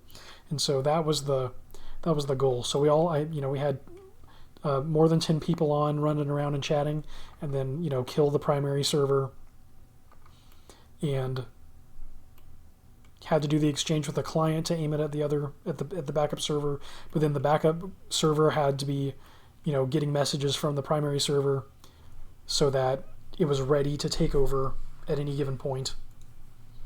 And so I think you would lose like maybe a few seconds of gameplay, or at least 1 second of gameplay when the handoff happened.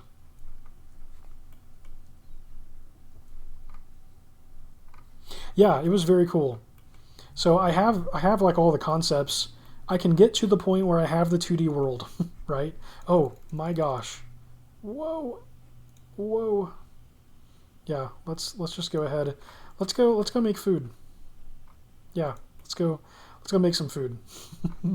We're completely out. We'll sell stuff and we'll come back.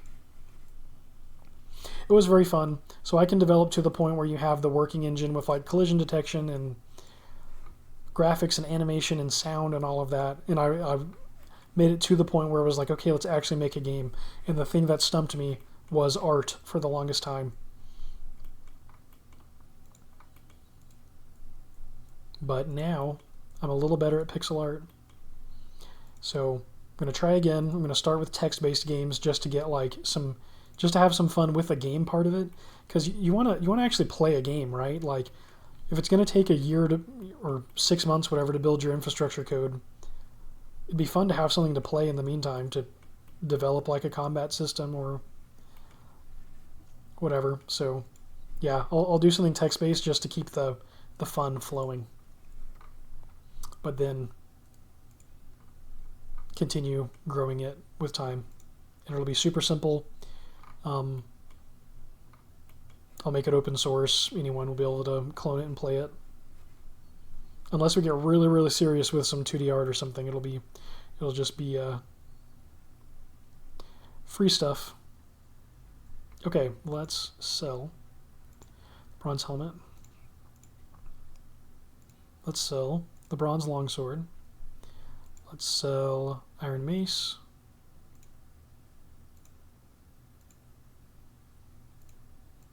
I'll keep the runes, the arrows, keep all of this stuff. Yeah. Let's make some pies. Our project was just a client-server chat system with custom protocol. That's cool. Added other actions for moving in the game world, also no graphics. That is really cool. The client-server piece of it is one of the most useful skills, I would say, to actually get out of a class like that. Exactly. Yeah, you really just need like data structures for handling rooms and to write out the interface. So it's doable. So yeah, I wanna do it. But the key is that I don't want to set my sights so huge that I have like a game that's not going to be playable for a long time. I want to build something small and playable fast and be like, hey guys, why don't you connect to my little server and play this tiny game just for fun? Maybe record a little bit of it and then, expand it out, grow it over time. Not the same game. Expand the engine, make more games. Because the easy thing will be changing like lore and like, I don't know, mechanics and stuff once the platform is in place. And yeah, I could use another game engine, but software engineer here, part of the fun. It's got to be doing it myself.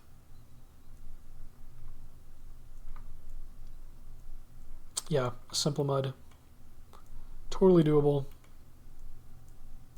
With today's hardware, like, super easy to host something like that.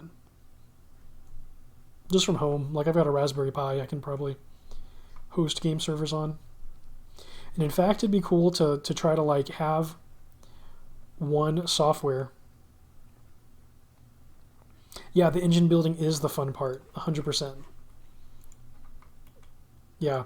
Well, it's fun, but you also want to have something to show, right, and actually play. So as soon as you get to the point where you're actually playing a game, everything after that is way more fun, in my opinion.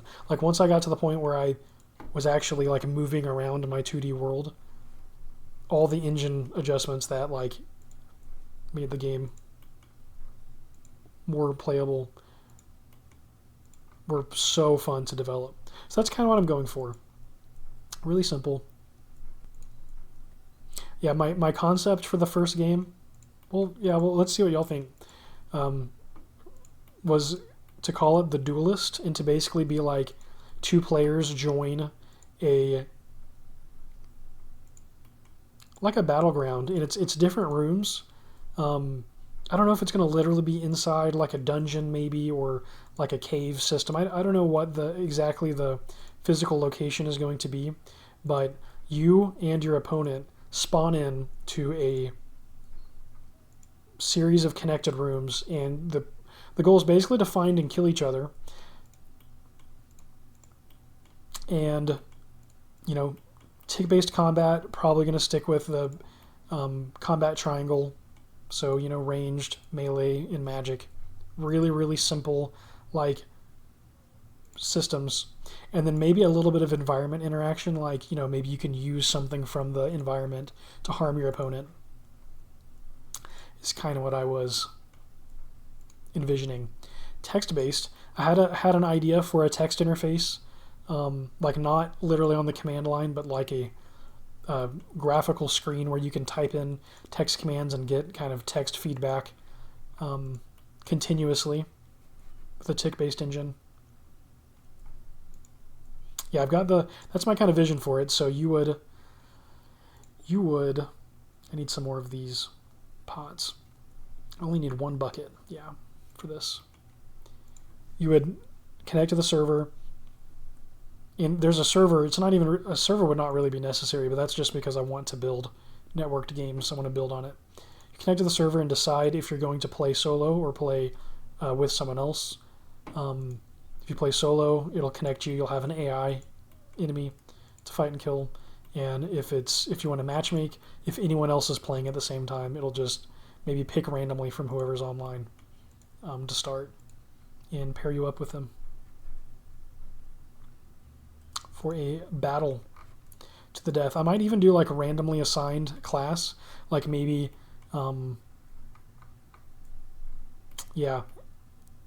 maybe enforce not allowing the same class to be competing each other. I don't know. That could be fun. We'll see how it goes. But whatever happens, I'll show you it in pieces. I'll do little update clips, and if anyone wants to test it out and play for fun, that would be cool. I can hook you up. Okay, right now we are going to be baking pies. We're going to bake pies. That is the plan. And I need slots for meat to cook, so actually I'm going to roll with this. We're going to bake pies to save up food to continue fueling our combat grind, which has been fun. This has been a fun change in pace after several levels of just mining and smithing. And I'm so stoked y'all are here. Oh my gosh, we're at 3 on Twitch. Wow. Big numbers, big numbers. It's hilarious. Yeah, first time to stream to Twitch in a long time. This is my very first time to multi-stream. So cool to see that there are some people watching on each platform. That's pretty fun.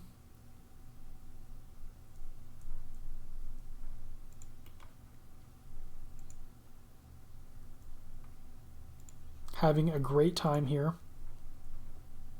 What is our defense at? 25 now. Let's go. So we did, who said that earlier? King Pridenia maybe said every 5 levels you feel a difference. We climbed 5 defense levels in this session so far, which is excellent. And we're going to keep climbing in our defense stat and climbing the ladder to put the grain in the hopper. It's funny to me because I never really thought of YouTube as a streaming platform for the longest time, right? It was like, okay, YouTube is for episodes and Twitch is for streaming. But I definitely have more people watch on YouTube than on Twitch, which is just funny.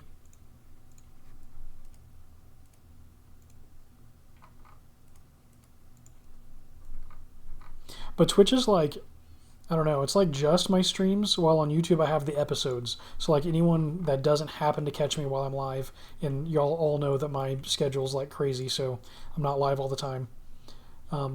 Like people on Twitch will only catch me when I'm live, I guess, while people on YouTube can just go find my videos and grind watching them if they feel like it. Which is so fun. Something that I've noticed happening more and more recently that's been really fun to see is people that are like halfway through the 2001Scape series leaving comments on like episode 12, episode 20, you know, like as they're going along. Like for them, it's for the first time. That is pretty fun.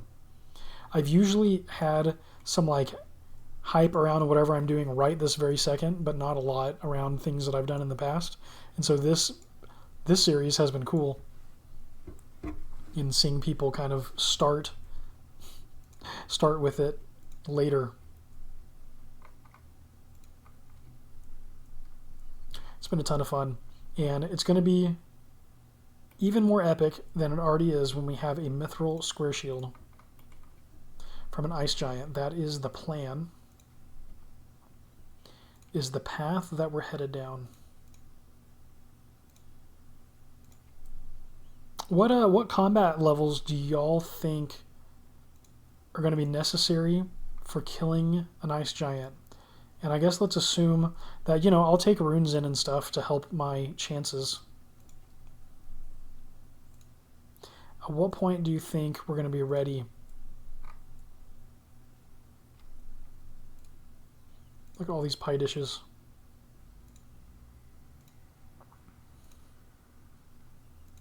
Do I want to go ahead and... Yeah, we'll get the flour for the other two pies, and then we'll collect the meat. That's what I'm curious about. Like, how far do we need to grind to make this happen? We'll be able to use magic to kind of boost the odds in our favor. No idea, 40s at least to be comfortable? Yeah, that makes sense. And that sounds right. That almost even, yeah, somewhere in the 40s. I'm wondering if just 40 might be too low. There's a safe spot method, but it's a risky. Ooh, I see.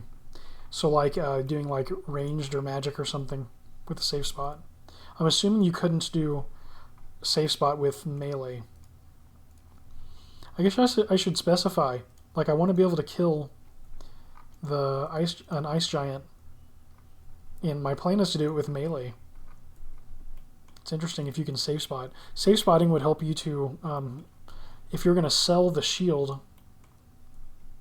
I don't know why I have 4 of these. I only need 2, right? I guess I could fill all the pots anyway, in case I need to make more pots of flour in case I burn, because I definitely will burn something.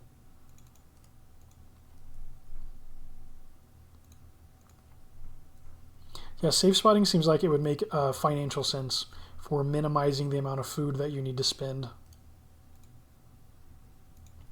per shield that you get if you were not playing Ironman, if you were trying to make money off of mithril square shields.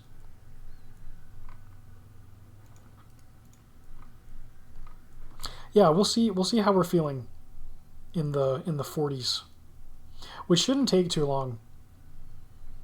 I mean, we've gained so many different combat levels today that I really don't imagine it taking that long. Like, the combat XP feels way faster than the mining and smithing XP, mostly because of the AFKable nature of it.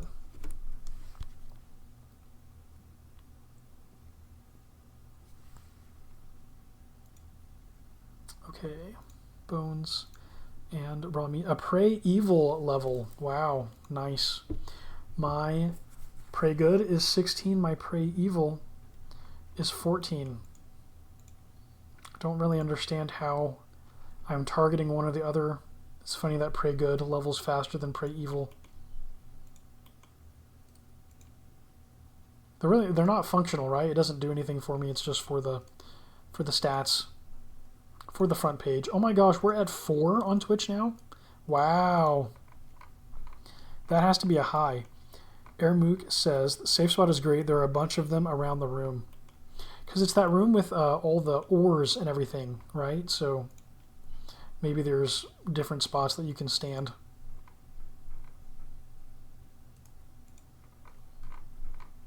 Yeah, I could bring my crossbow and bolts when we're actually farming. When we're actually farming for the shield. That might be a smart way to do it. Ranged is an investment in PvP as well, because you can have the same stats as someone with melee. You can have 99 range, they can have 1 range, and you can attack them. So It's an interesting piece of the PvP puzzle. Here on 2001Scape. Yeah, so I might go full on like food and melee to start, and then who knows, maybe we'll transition into trying to save spot and then falling back to melee if we can't make it happen.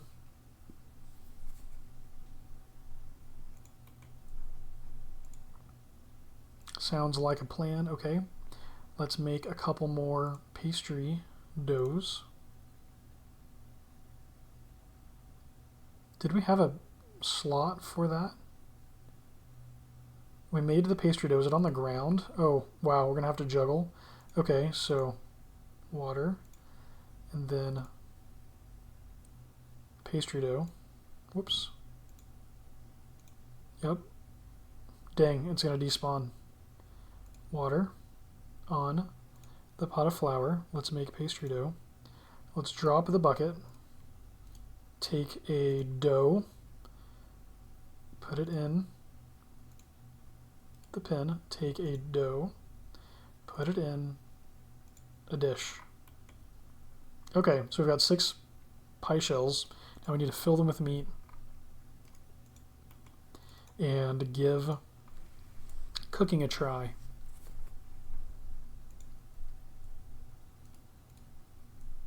Yeah, cooking our meat pies with our 21 cooking.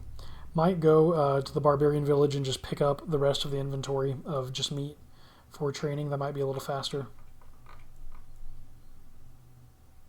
Okay, let's cook just the meat.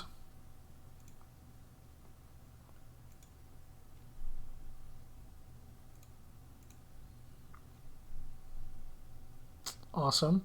And then let's not left click, right click use on our pies so we don't accidentally eat the meat like I did earlier. Excellent, excellent. Now we've got 4 chances at a pie. First one's burnt. No. Boo. Yeah, let's go. 1 pie successful. 2 pies successful. And we burnt half, but we succeeded at half, so that's great. There's a good bone spawn in Edgeville Dungeon with the rats if you want to train prayer. You could also take some logs down to cook the meat. Oh, that's cool. So you could train combat. Oh, there's my bucket. You could train combat, you could train prayer, and then you could cook the meat to train cooking. That's not a bad idea. In the Edgeville Dungeon. Yeah, I might go check that out. That'd be pretty cool. I mean, my plan was just to, oh yeah. I'm so scatterbrained right now. My plan was just to journey to the back of each of the dungeons, so we could go hang out in the front of another dungeon too. Doesn't have to be the Varrock sewers. Just having fun exploring those.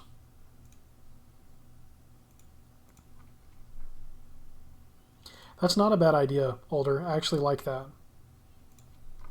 Kind of triple dip there. Okay. We've got a few more chances at meat pie glory.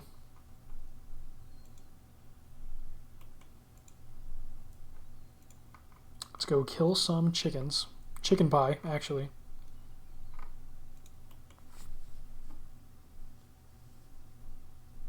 Yeah, and then we can kill rats for combat XP, train prayer, and train cooking at the same time.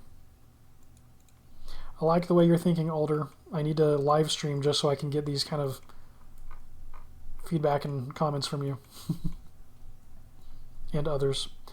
Green text, let's go. Just advanced a defense level while killing chickens.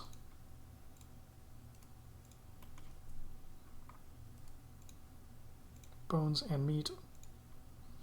Actually, I'll keep the bucket and I'll drop a pot because we can pick a pot up right there in the Lumbridge kitchens. What a 2001Scape grind. This has been such a fun episode. Why did I think I didn't have enough room? I'm going to have enough room for 4.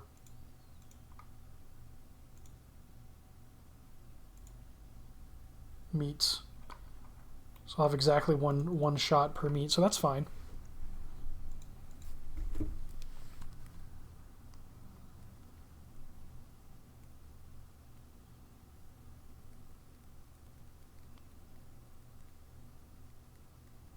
All right, let's get lucky with this this cooking. Y'all remember when I filled up like an entire inventory of pies to go fight like Delrith or something? Had like a whole episode of like just trying to make red berry pies. Maybe 2 episodes of just making red berry pies. That was a good time. The cooking like success rate is so abysmal. In 2001. Probably in Classic too. I doubt it's too different. In fact, it might be identical. Oh, and of course we burned some meat. But that's good. We'll burn meat so that we don't burn meat pies, right? Wow, 50-50 on the chicken. Okay. Let's just give it a try here. Okay, 2 pies. And the first one, great success and a cooking level. Let's freaking go. Cooking level 22.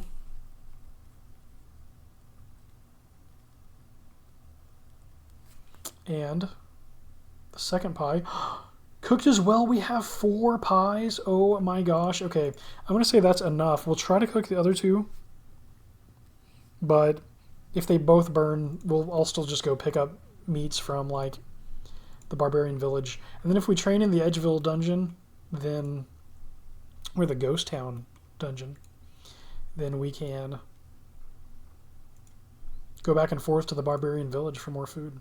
It'll be faster.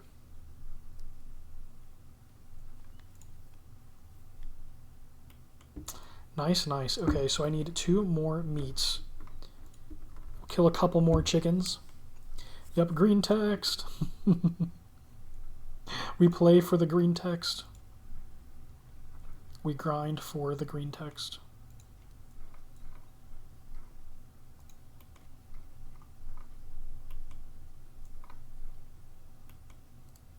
I can't believe we leveled up defense on a chicken. 26. Defense is about to be out in front, so Alder, I might be able to just keep training defense and mess up my PvP potential. Okay, I'll collect all of them just in case I burn something.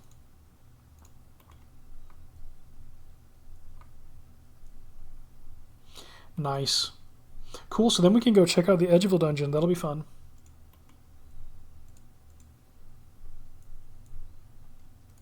All right. Let's go cook this. Let's go deep fry some chicken, make some fried chicken pie, take it into a dungeon, and eat it in the middle of Mortal Kombat, for such is RuneScape logic, whether it's RuneScape from 2024 or RuneScape from 2001. Either way. Look at the blue cape. Look at the adamant plate body. I'm still so excited. That was such a grind. Like now I almost like feel happy to try to break the PvP chances. To break myself for PvP so I don't lose my plate body. How crazy you can go kill someone and pry their 40k GP plate body off their dead body. Just steal it from them. What a brutal game.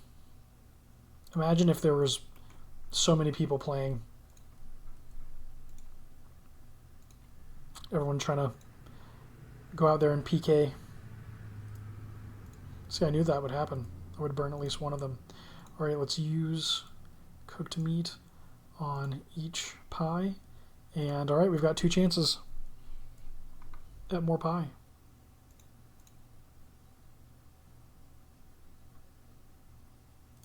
Yeah, we got one of them. Cool. All right, let's drop the pie dish. Let's drop all of our extra pots and buckets and stuff. Yep, let's drop all that. Okay. And we will bring...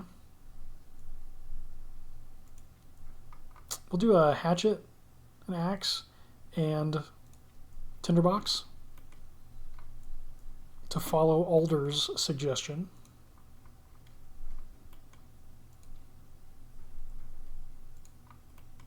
Yeah, so we can train 3 skills at once. Let's talk to Bob. Hello, how can I help you? This is some of my favorite dialogue in all of 2001Scape. Give me a quest. Get your own. I don't know why, but that one just kills me. Okay. Hello, how can I help you? Have you anything to sell? Yes, I buy and sell axes. Take your pick or axe. Bronze axe, iron axe, steel axe. Do you want to blow the money on a steel axe? Yeah, why not? I'm going to randomly grind some wood cutting. What's our wood cutting? 6? You've got to actually be kidding me. Only 6. That's the way to climb the leaderboards. Just grind wood cutting and fire making. Not that they're easy, but it's so low. And like, how many people actually train that? Like, let's go to wood cutting. The wood cutting high scores and see what the front page looks like. Okay, why did I walk over here? I wanted a tinderbox, that's right. Does a tinderbox spawn somewhere? Like maybe one spawns, or is it a rune that spawns on the ground? I don't know. I guess we'll buy it for 1 coin because I cannot immediately remember. Okay, wood cutting with 47 wood cutting. Suomi. Suomi is on the front page. Did we confirm that the Suomi in 2001Scape is like the real Suomi? Because so that's nuts. So basically with 50 wood cutting, you can hit the front page. That is pretty cool. Let's see. These runes are so few. Why don't I actually sell those 2 to not take up as much space? We don't need our pick and our hammer. Wow, we're suboptimally handling our inventory right now.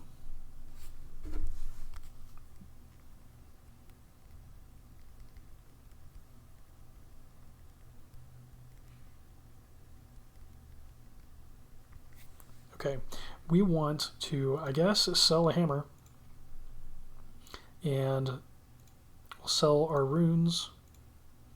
Why not? Do I want to keep the Eye of Newt for something?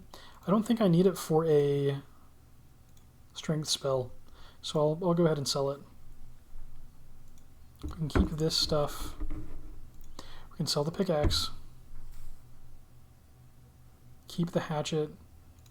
Got a tinderbox. Yeah. Okay. And why don't we just randomly do some wood cutting? Let's get to level 10. We're at 6. Why not? Let's get out of the...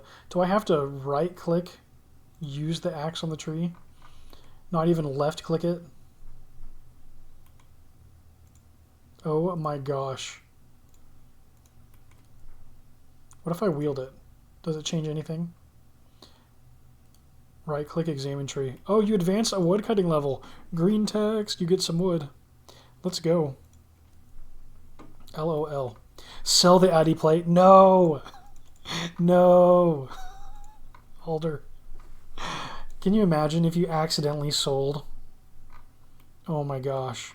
Andrew Gower wrote "Take Your Pick or Axe" line. Wrote the "Take Your Pick or Axe" line. One of the few that he actually wrote. Apparently, he did fire making in original RuneScape Classic to push XP, so it could be him. Sell the Addy Plate, LMAO, randomly woodcutting. What's up, Primal Smash? Welcome. Primal Smash, do you have a Primal Pickaxe in RS3? It's rough, but you get used to it, I guess. That's so funny. Yeah, I guess I'm going to right-click and... Yeah, you will... Yeah, I know what you mean because I have, like, I don't know, 20 woodcutting or something on Twinrova, and I did get used to it. Like, it's actually not that crazy once you get into it.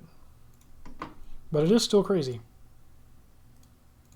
Right-click the axe, left-click on the tree. Yeah, we're randomly woodcutting because I can't stand having a skill under 10 when I can easily just grind it a little bit right here, right now. Get out of the single digits. I don't play RS3, no one does. Green text, let's go. Woodcutting level. Hi, Dad, I'm no one. Yeah, I was going to say Alder here has a pretty epic RS3 account. I'm pretty close. I'm working towards maxing. I think, I don't know that I'm going to be maxed by the end of the year, but maybe by like next summer I can have a maxed RS3 account.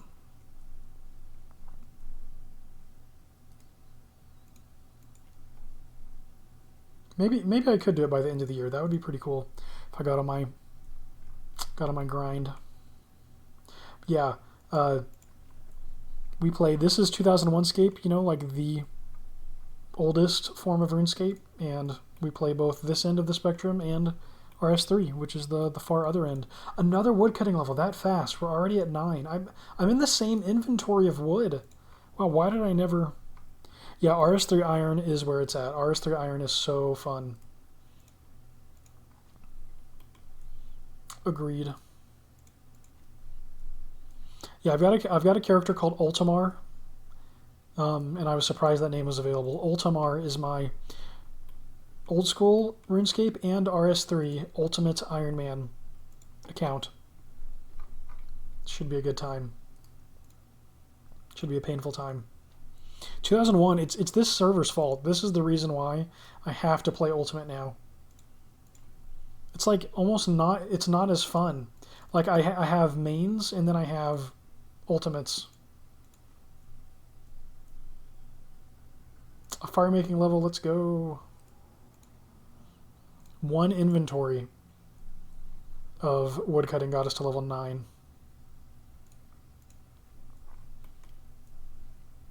Yeah, it's so fun. And I know that like Ultimate on RuneScape 3 is not like an officially supported mode, but I'm just going to give it a try. Because I think it'll be funny, even if it's... and I actually don't think it's going to be that hard because of all the extra kind of bank spaces and slots and stuff that you have. I really don't think it's going to be so bad playing RS3 Ultimate style, and it'll be funny to witness, so... Yeah, it makes you think so differently. It frees me up from this like hoarder kind of mentality I have, where I feel like I have to collect and hoard everything in case I someday use it, like the cables in my closet or something that I know I'm not going to need a random, like, I don't know. I don't even know, like what, like I've got like a NES cable in case I have a second NES or lose the cable, like the AV cord on an original Nintendo. I have a second one. I don't need that. I could go throw it away or donate it right now. That's what my banks are like in RuneScape. And then Ultimate Iron Man, while it is way harder and slower, it frees me mentally from that weird hoarding mindset where I'm like, oh, this is all the space I have. So if I want something else, I just gotta drop something else. I love theory crafting UIM on release, but didn't want to bother with the actual grind. Yeah, and I can see that. Maybe that's why like Ultimate Iron videos are popular, because people maybe want to think about how you would do something. Exactly, yeah, you never know when you'll need it. Yeah, who knows? I might have someone come over with a second NES and not an AV cable and need to plug theirs in. That's why I buy totes. Yeah, just to cram all your cables into.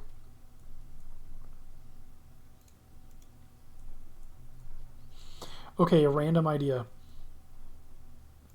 A add-on for an original Nintendo to network them together. Just like hijack the board. Fire making level. Send your NES AV cable to me if you don't need it. Yeah, Retro. What's up, Retro? Welcome to the stream. Thanks for hanging out. Retro is actually super into like porting games to different consoles. So I think you have like a few games that you've ported to a bunch of different consoles, right? Maybe like Rogue specifically. There's another game maybe that you've ported a bunch of times. Retro's got some cool projects on GitHub.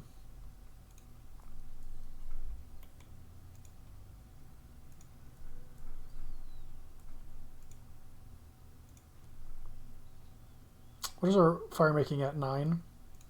Is our fire making going to pull ahead? Oh, whoops. Is our fire making going to pull ahead of our wood cutting?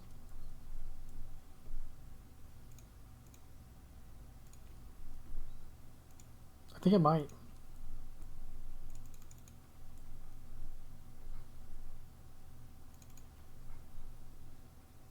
Yeah, it's funny. I imagine the satisfaction of being the person to make a game playable on a random console has to be fun.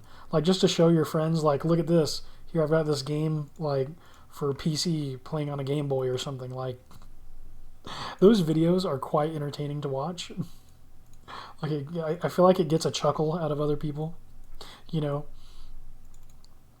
a fire making level we hit 10, nice, which was the random side goal to get wood cutting and fire making out of the single digits. Then we'll still have crafting. Thieving will never hit 10. Will crafting be our last one? Oh my gosh. If we get one more wood cutting level, we're only 6 levels away from no more single digit skills other than the ones you're forced to have. I was looking at a Minecraft clone called Mine Test recently to see if it would run on a Nintendo Switch. Do they have? Do they not have Minecraft for the Nintendo Switch? I'm honestly surprised if they don't.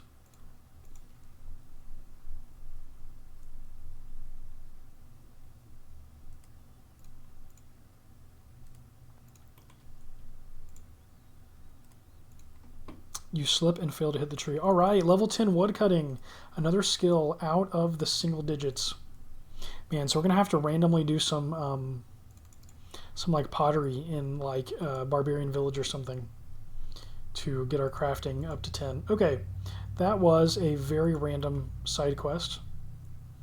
Appreciate your patience. We're going to head out to the Edgeville Dungeon.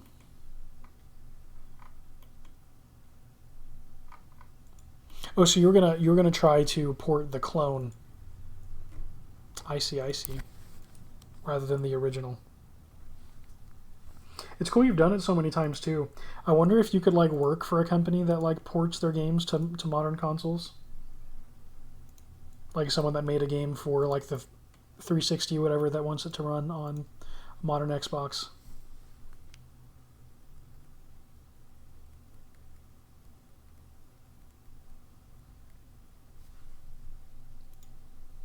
Whoop, whoop, whoop. Mine Test is open source though. Yeah, that makes sense. So then it's like legal to do the port.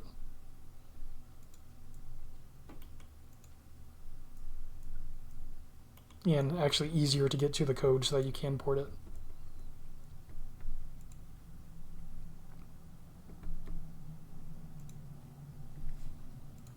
All right. Let's see. We gained so far 2 strength levels, 6 defense levels, a couple hits levels.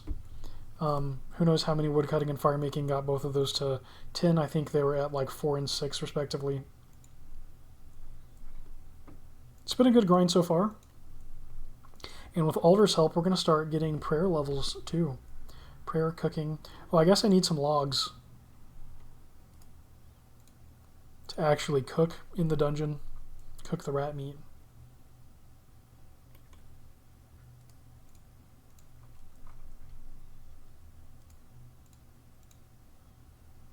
Nice. This is going to be fun. Okay, this is the dungeon I have the least experience with. My understanding is that there is a key somewhere in the dungeon that like opens a different piece of it. Okay, I think, and I could be wrong, I think that this door over here is a second entrance to the Edgeville or the Ghost Town dungeon. I think you need a key from inside the dungeon to open this door. I could be wrong. Actually, let's go try it. Let's go try to enter this way and see what happens.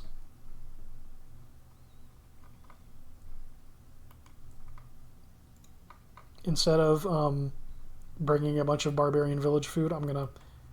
Okay, the door is locked. That's what I thought. Instead of bringing barbarian village food, I'm gonna cook rat meat in the dungeon. Yeah, I'm excited to check this one out. The Asgarnian ice dungeon isn't very big, so it'll be epic that we're gonna go in and kill an ice giant, but you know, you just round a corner or two and you're right there. The Varrock sewer has a pretty cool level design, like wrapping around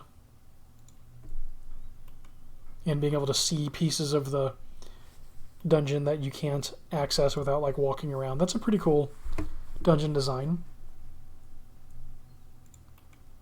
We'll see how this one is. I have honestly no idea. I cannot remember this dungeon like at all. I must not have spent a lot of time here in future games even. Okay, we're in Ghost Town. Oh, we killed imps over here. Oh, for imp catcher. Right, right. Okay, so is that the dungeon entrance over here? Let's see. Oh, here's the bone spawn.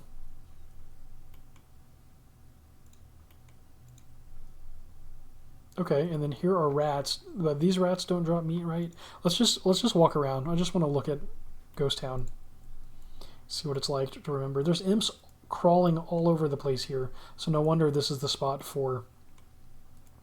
Yep, they're sacks. Hey, there's a leather glove that spawns here. No wonder this is the spot for imp catcher. Oh my gosh, and look. This is where the wilderness would be. Wow. It's the edge of the world. This... Do we have a door? Okay, I'm like, is it just a box? Open gate. What is in here? Nothing. Just a gated... Just like a tower or something. Okay. Interesting, interesting. So Ghost Town is very much a ghost town.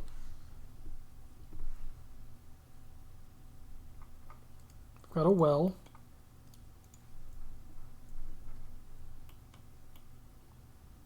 Oh, and there's an actual ghost. Nice. Level 25 ghost. So it is literally Ghost Town. It's that ghost's town. So I can collect bones up here. Is there a bone spawn in the dungeon? Maybe. This is cool. You can just sit here and farm bones. Oh. Oh, cool. But there's a cupboard. Open the cupboard, search it. You search the cupboard but find nothing. Darn. Missed opportunity. Hey, there's a bone spawn. Alright, we've got giant spider level 8. Hey, there's bones all over here. What? Did I kill it that fast? I didn't even see it. It just like blooped out of existence. Wow, there's bones everywhere. Okay, cool. So walk in. There's a magical vanishing spider. Not very tough. Nothing too big to worry about. Level 13 rats and the level 21 skeletons from the last dungeon. Okay, so we're like right into it. Very cool. We've got a better defensive. Did that rat just walk through this wall? What? No, it did not walk through the wall. How do you get in there? Wow. Probably just blatantly missing the door. All the bones. Oh my gosh. This is good for prayer training. Nice. This way we've got rats. So there's a couple ways to go here. This looks like a cool dungeon. Oh my gosh, I'm excited.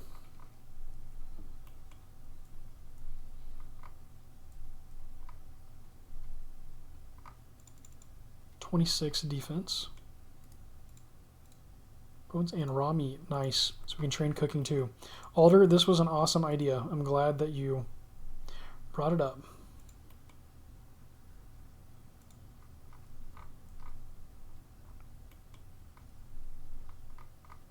Odd looking wall. Push. Okay. Look, it even like has a different, a slightly lighter graphic here.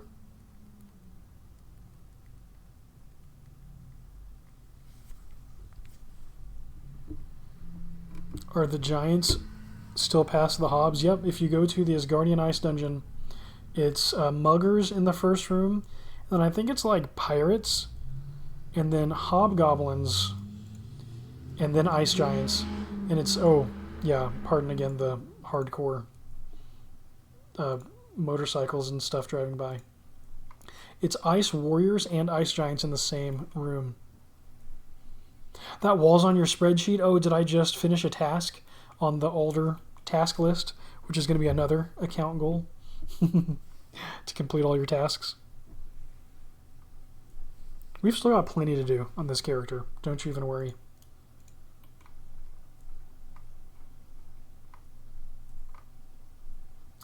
A hits level. Let's go. 25 hits. Nice. How many coins? 759. 763. 4 coins. That's cool. Yeah. Level 21. You just went through a secret door. Yeah, this is cool. We've got hobgoblins here. Now, if you meant giants past the hobgoblins here, I have no idea. There's someone in here. Amo!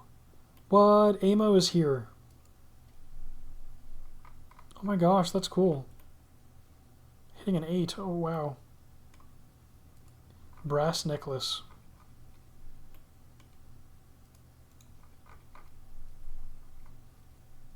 I meant this dungeon, not the ice dungeon. Yeah, I don't know. Yeah, the 4 bone spawns with the rats are nice. Yeah, this is really cool. Yeah, in this room, this is what you were meaning. Pretty sick. I find it hard to believe you've never been in the Edge dungeon. I definitely have been at some point. I don't know, I just don't remember the layout and stuff.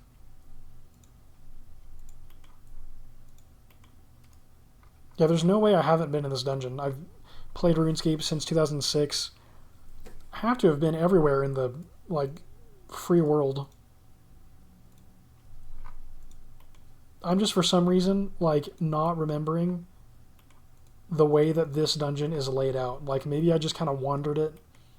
The sewers, I kind of had a, not like a mental map of the shape, but like what to expect with like the turns and the river and the ladder poking up into the gardens of the palace. Yeah, he's been staying there for like 6 months, lol. That's so funny. These bones respawn so fast, oh my gosh. Wow. Here's your prayer training location. Not that prayer does anything for you in 2001, but here it is.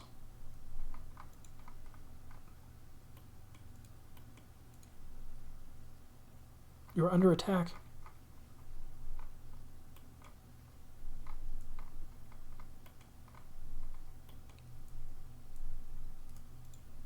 Yeah, maybe like, because I used to do like Slayer a lot.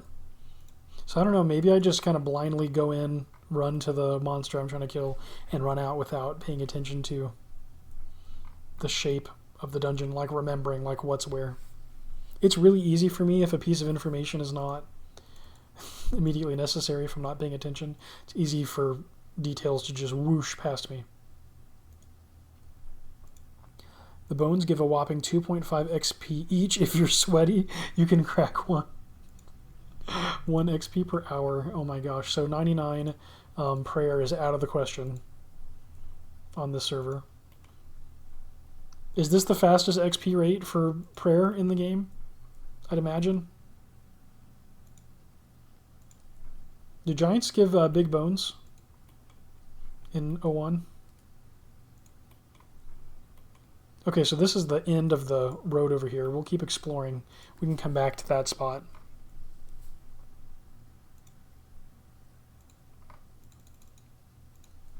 Let's keep pressing forward and see what's up here. Big bones. Yep, it's the fastest.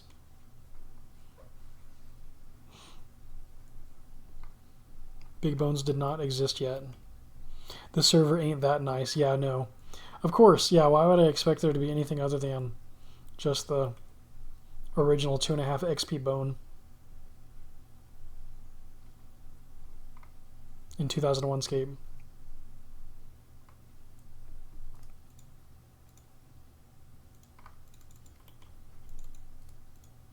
So skeletons in this room.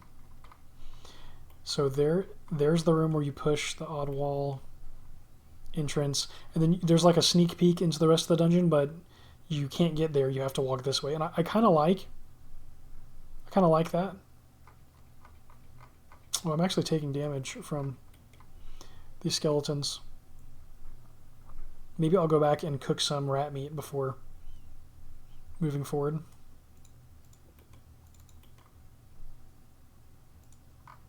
Well, I can do it right now. Let's just do it in this corner. Drop. Use the tinderbox. And let's see how many we can cook successfully. You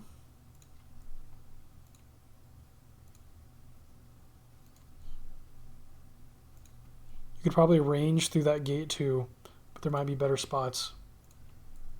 Oh yeah, I totally forget I can safe spot through gates. Nice, all of them. Level 25 skellies. Probably aggro. Hey, there's arrows on the ground here. That's cool. How many are we talking?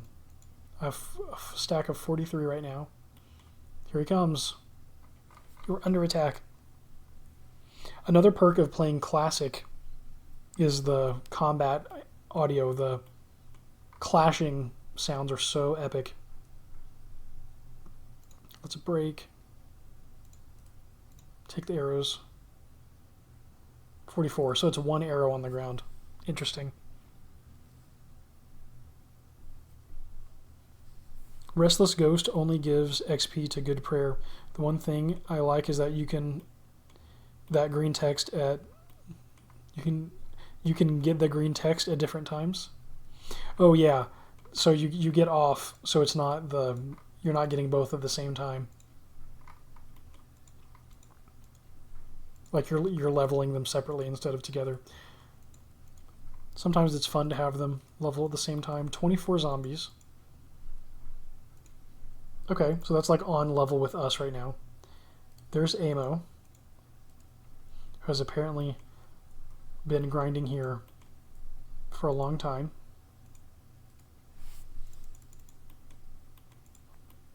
I think it's really cool when you can see the next part of the dungeon without being able to access it yet. I had a stroke trying to read that.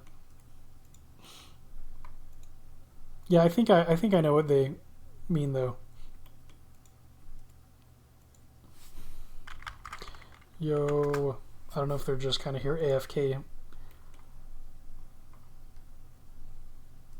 Look at all the bones they'd be dropping. Hobgoblins, okay. How are you? Look, they're chatting. Look at their shield. I'm doing great. This is where I mined a whole bunch of gold.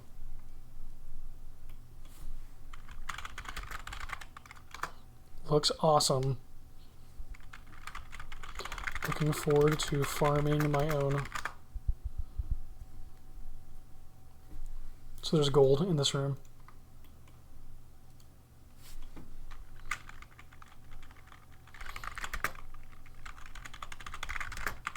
Happy skilling.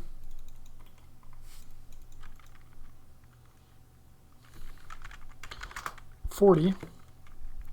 So still pretty far off. Yes, on the way.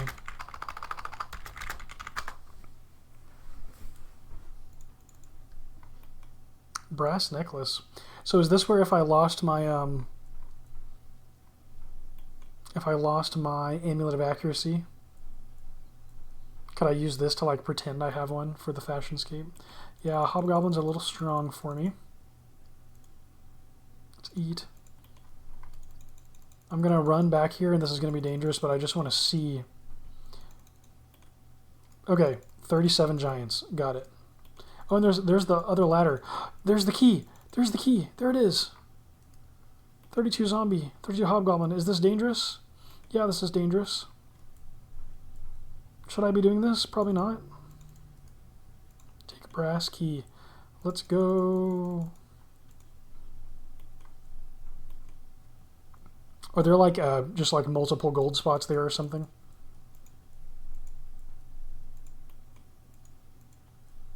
Let's go to the surface for fun.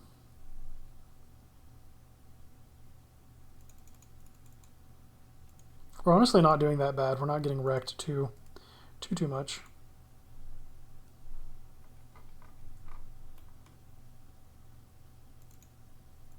Click off, and then up. Yeah, nice. Okay. So then the door is locked, but if I use the brass key on the door, hey, let's go. Nice. Excellent. 2 gold rocks. So better than like 1 somewhere else. That is so funny. A whopping 2 rocks. Yeah, brass key. Nice. Okay, yeah, I want to see if there's a visual difference when I equip the brass necklace. Nope. You can't see a difference. So you would lose the perk, but at least for the fashionscape, if you've already lost your amulet of accuracy and you're just feeling so sad without having the little orb on your chest plate, go get you a brass necklace from the Edgeville dungeon.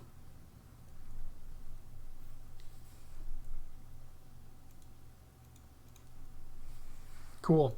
37 giants, so that'll be a cool spot to train in the future. This dungeon is also cool. And that's like plenty of content for 2001Scape, honestly.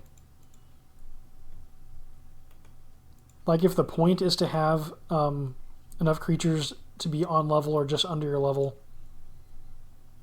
to grind XP before moving to the next room, like it's a pretty cool setup. All the other dungeons and all the other places are just icing on the cake, right? In Classic. You actually have a way stronger creature in the King Black Dragon in Classic, but you also have rune and some dragon equipment that helps you along the way.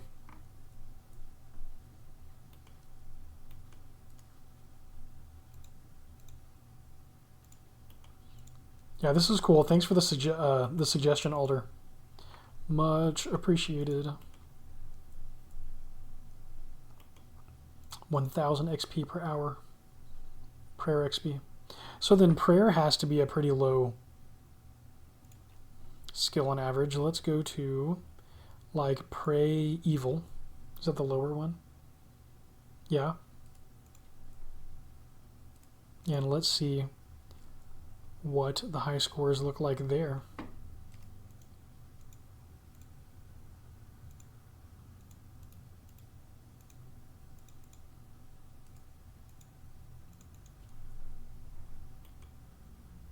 So many bones. I'm gonna have to drop, if I want cooking XP, I'm gonna have to go get more logs and drop Drop meat to make room for raw meat.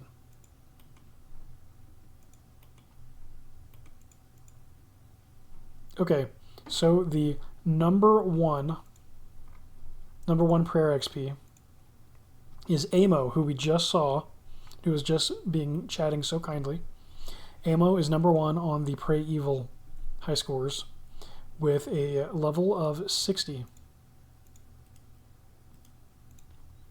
And if you want to be on the front page of the Pray Evil high scores, you need a prayer level of 33.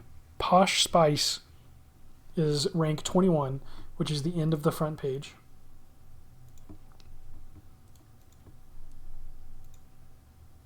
And what about for Pray Good? 33. If we go to Pray Good, how long would it take to grind out those levels for the front page in this dungeon?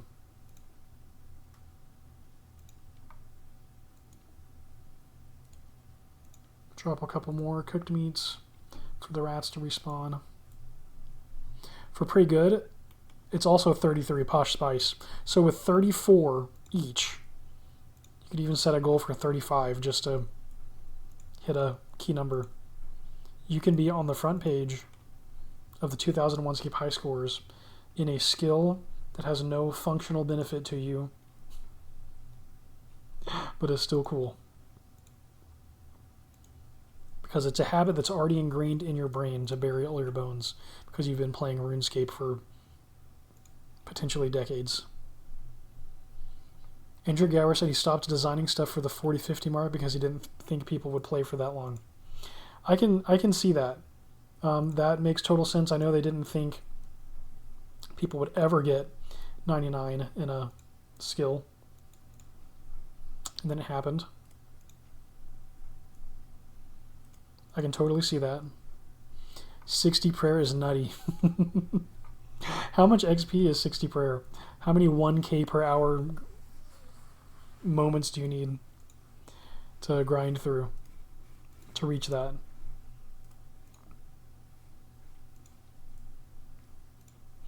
But if Amo is grinding like combat XP all the time, then yeah, let's see. Let's go check out the combat high scores. Amo has to be up top then.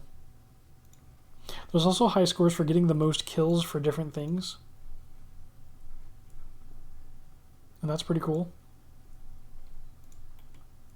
This is definitely a server where you could do some high score hunting because it is smaller, which is fun.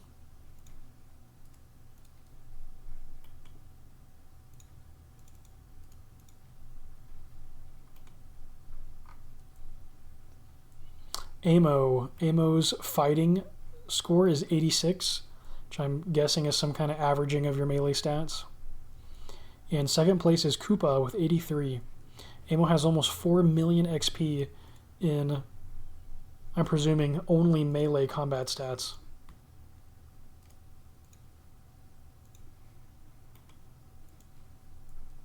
That is pretty cool.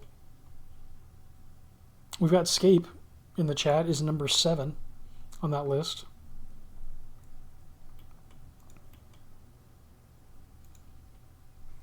You need 49s to get on the front page of the fighting high score. That's cool. We'll be pretty close to that by the time we go fighting ice giants, so it could be cool to try to get like on the front page of every skill. That would have to guarantee you being on the front page of the real the overall high scores, right? That'd be pretty cool. Pretty cool goal. Okay, let's do some cookery.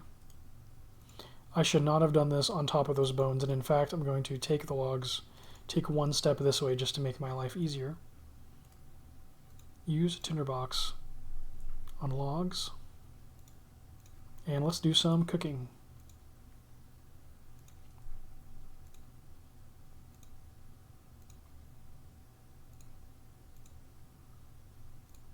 Watch, this rat's going to aggro on me before I can cook all of my meat.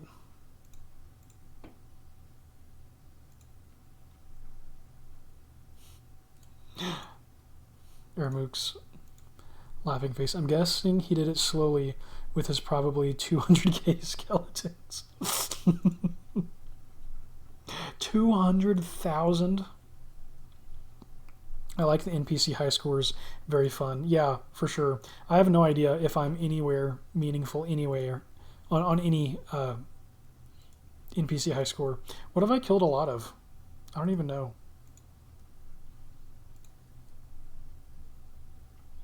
I'm gonna head over to those high scores and see where I'm at. The ice giant one is probably cool, like the higher level creatures. It's probably cool to get up high scores on those lists. Drop the burnt meat, take some bones. We have 17 pretty good. Wow, this is going to be a grind. Overall NPC high scores. Amo has 191,000 kills across tracked creatures. Wow. That is insane. Second place is almost 40k kills behind with 154,000. Oh my gosh, Scape is, who is Ermuk in the chat, is number 8 on the high scores with just shy of 40,000. Scape, if you get on and kill 600 of anything, you'll have 40,000 tracked kills. I guess anything tracked, you'll have 40k kills on the high scores. Wow. Orbron of Preservation fame is number 21. So it looks like you need 10,000 kills on tracked creatures to make it big on the overall high scores. Where am I at? I am honestly I have no idea. The tracked creatures are, and I don't know if it's counting anything beyond the tracked list. I also think, I could be wrong, I think you can actually manually type in the name of NPCs that are not on high score table and see what the kills are. It's possible that you might be able to do that. Okay. I don't know how I started my sentence, but I'll start it over. Let's see what Theoin's stats are, ranks are. Overall, my rank is 147 with 904 kills. That's not very many, but we're closing in on 1,000. Scorpions, I've killed 3. Apparently it's the 3. Hey, defense level, green text, let's go. We grind for the green text. Yeah, I've killed 3 scorpions, 1 warrior, 5 barbarians, 5 muggers, 153 chickens, and 24 imps. I finished imp catcher in only 24 imps. I remember it was a really fast imp catcher run for me. Wow. I haven't really killed a lot of things on this account.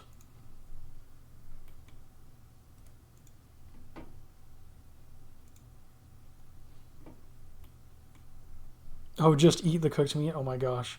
Yep. Way faster. You're right. Thanks. Alder, I'm going to hire you to be my personal, like my coach on RuneScape, okay? You're going to be my efficiency coach. Koopa did pirates.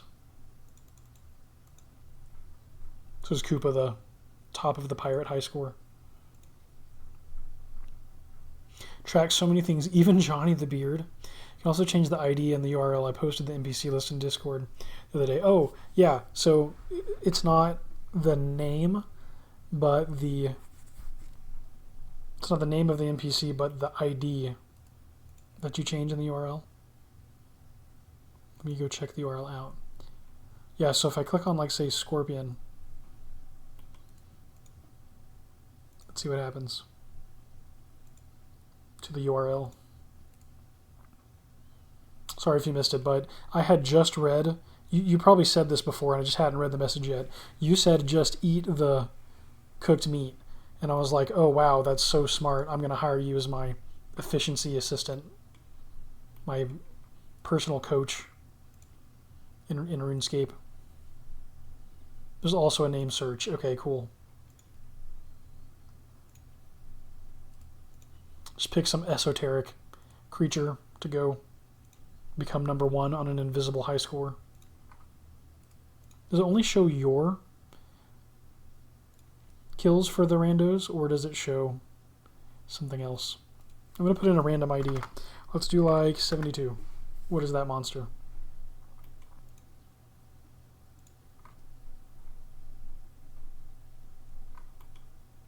So for context, ID 70 was the scorpion. I changed the ID field to 72 and it's spinning. Man high scores. Okay, Scape is number 1. Wow, with 225 men killed. Oh my gosh, I can kill 10 men and get on the top 10 list. Number 21 is at 9. Here's your notice. Go kill 10 men in Lumbridge and you'll get on the high scores for man. That's hilarious. So you can indeed see the actual high scores by changing the ID. Name search is how I found out some monsters are in 2001Scape. Oh, that's cool. You're like, I don't know where, but this creature exists. It's a fun way to explore.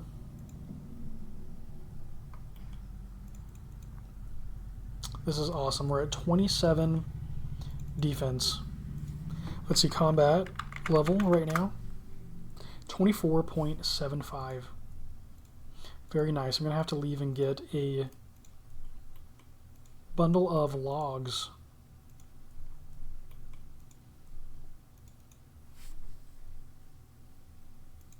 This is so fun. You would also get on the wanted list for killing 10 men. That's very true. I might have to watch out for the guards after that. Honestly.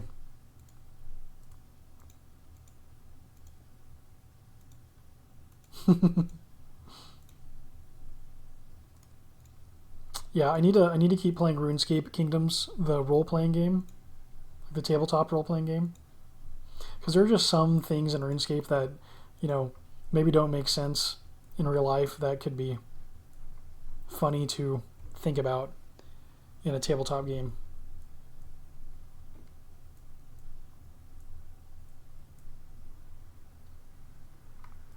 Okay, I think I'm actually going to call it. I am getting pretty hungry, so I should probably listen to my senses and take a break. But yeah, this has been a blast. This has been a fun time. I guess I'll kick off the next session with collecting some wood and cooking all of this rat meat. Yeah, thanks everyone for watching. In today's session, we grinded defense and strength. Was most of our progress today. We also made really random progress in woodcutting and fire making. It was quite fun. We're kind of all over the place, but we explored the Varrock sewers, we explored the Edgeville dungeon, we found the brass key. Yeah, we almost made it to the back of each dungeon. We're going to get stronger. We're going to go kill the giants in this dungeon and the deadly red spiders in the other. It's been a good time. It's going to be a good time. In the next session, we will continue the combat grind. Shout out Alder for the great spot where we're training prayer, cooking, and combat while we get stronger so that we can survive to the back of each dungeon and eventually go on to kill an ice giant. And hopefully repeatedly until we get a mithril square shield drop. Excellent. Yeah, thanks again for watching. If you've enjoyed the episode, don't forget to hit that like and subscribe button for more retro RuneScape content. I'm Twinrova. This is Theoin, and until the next episode, happy scaping and fight on!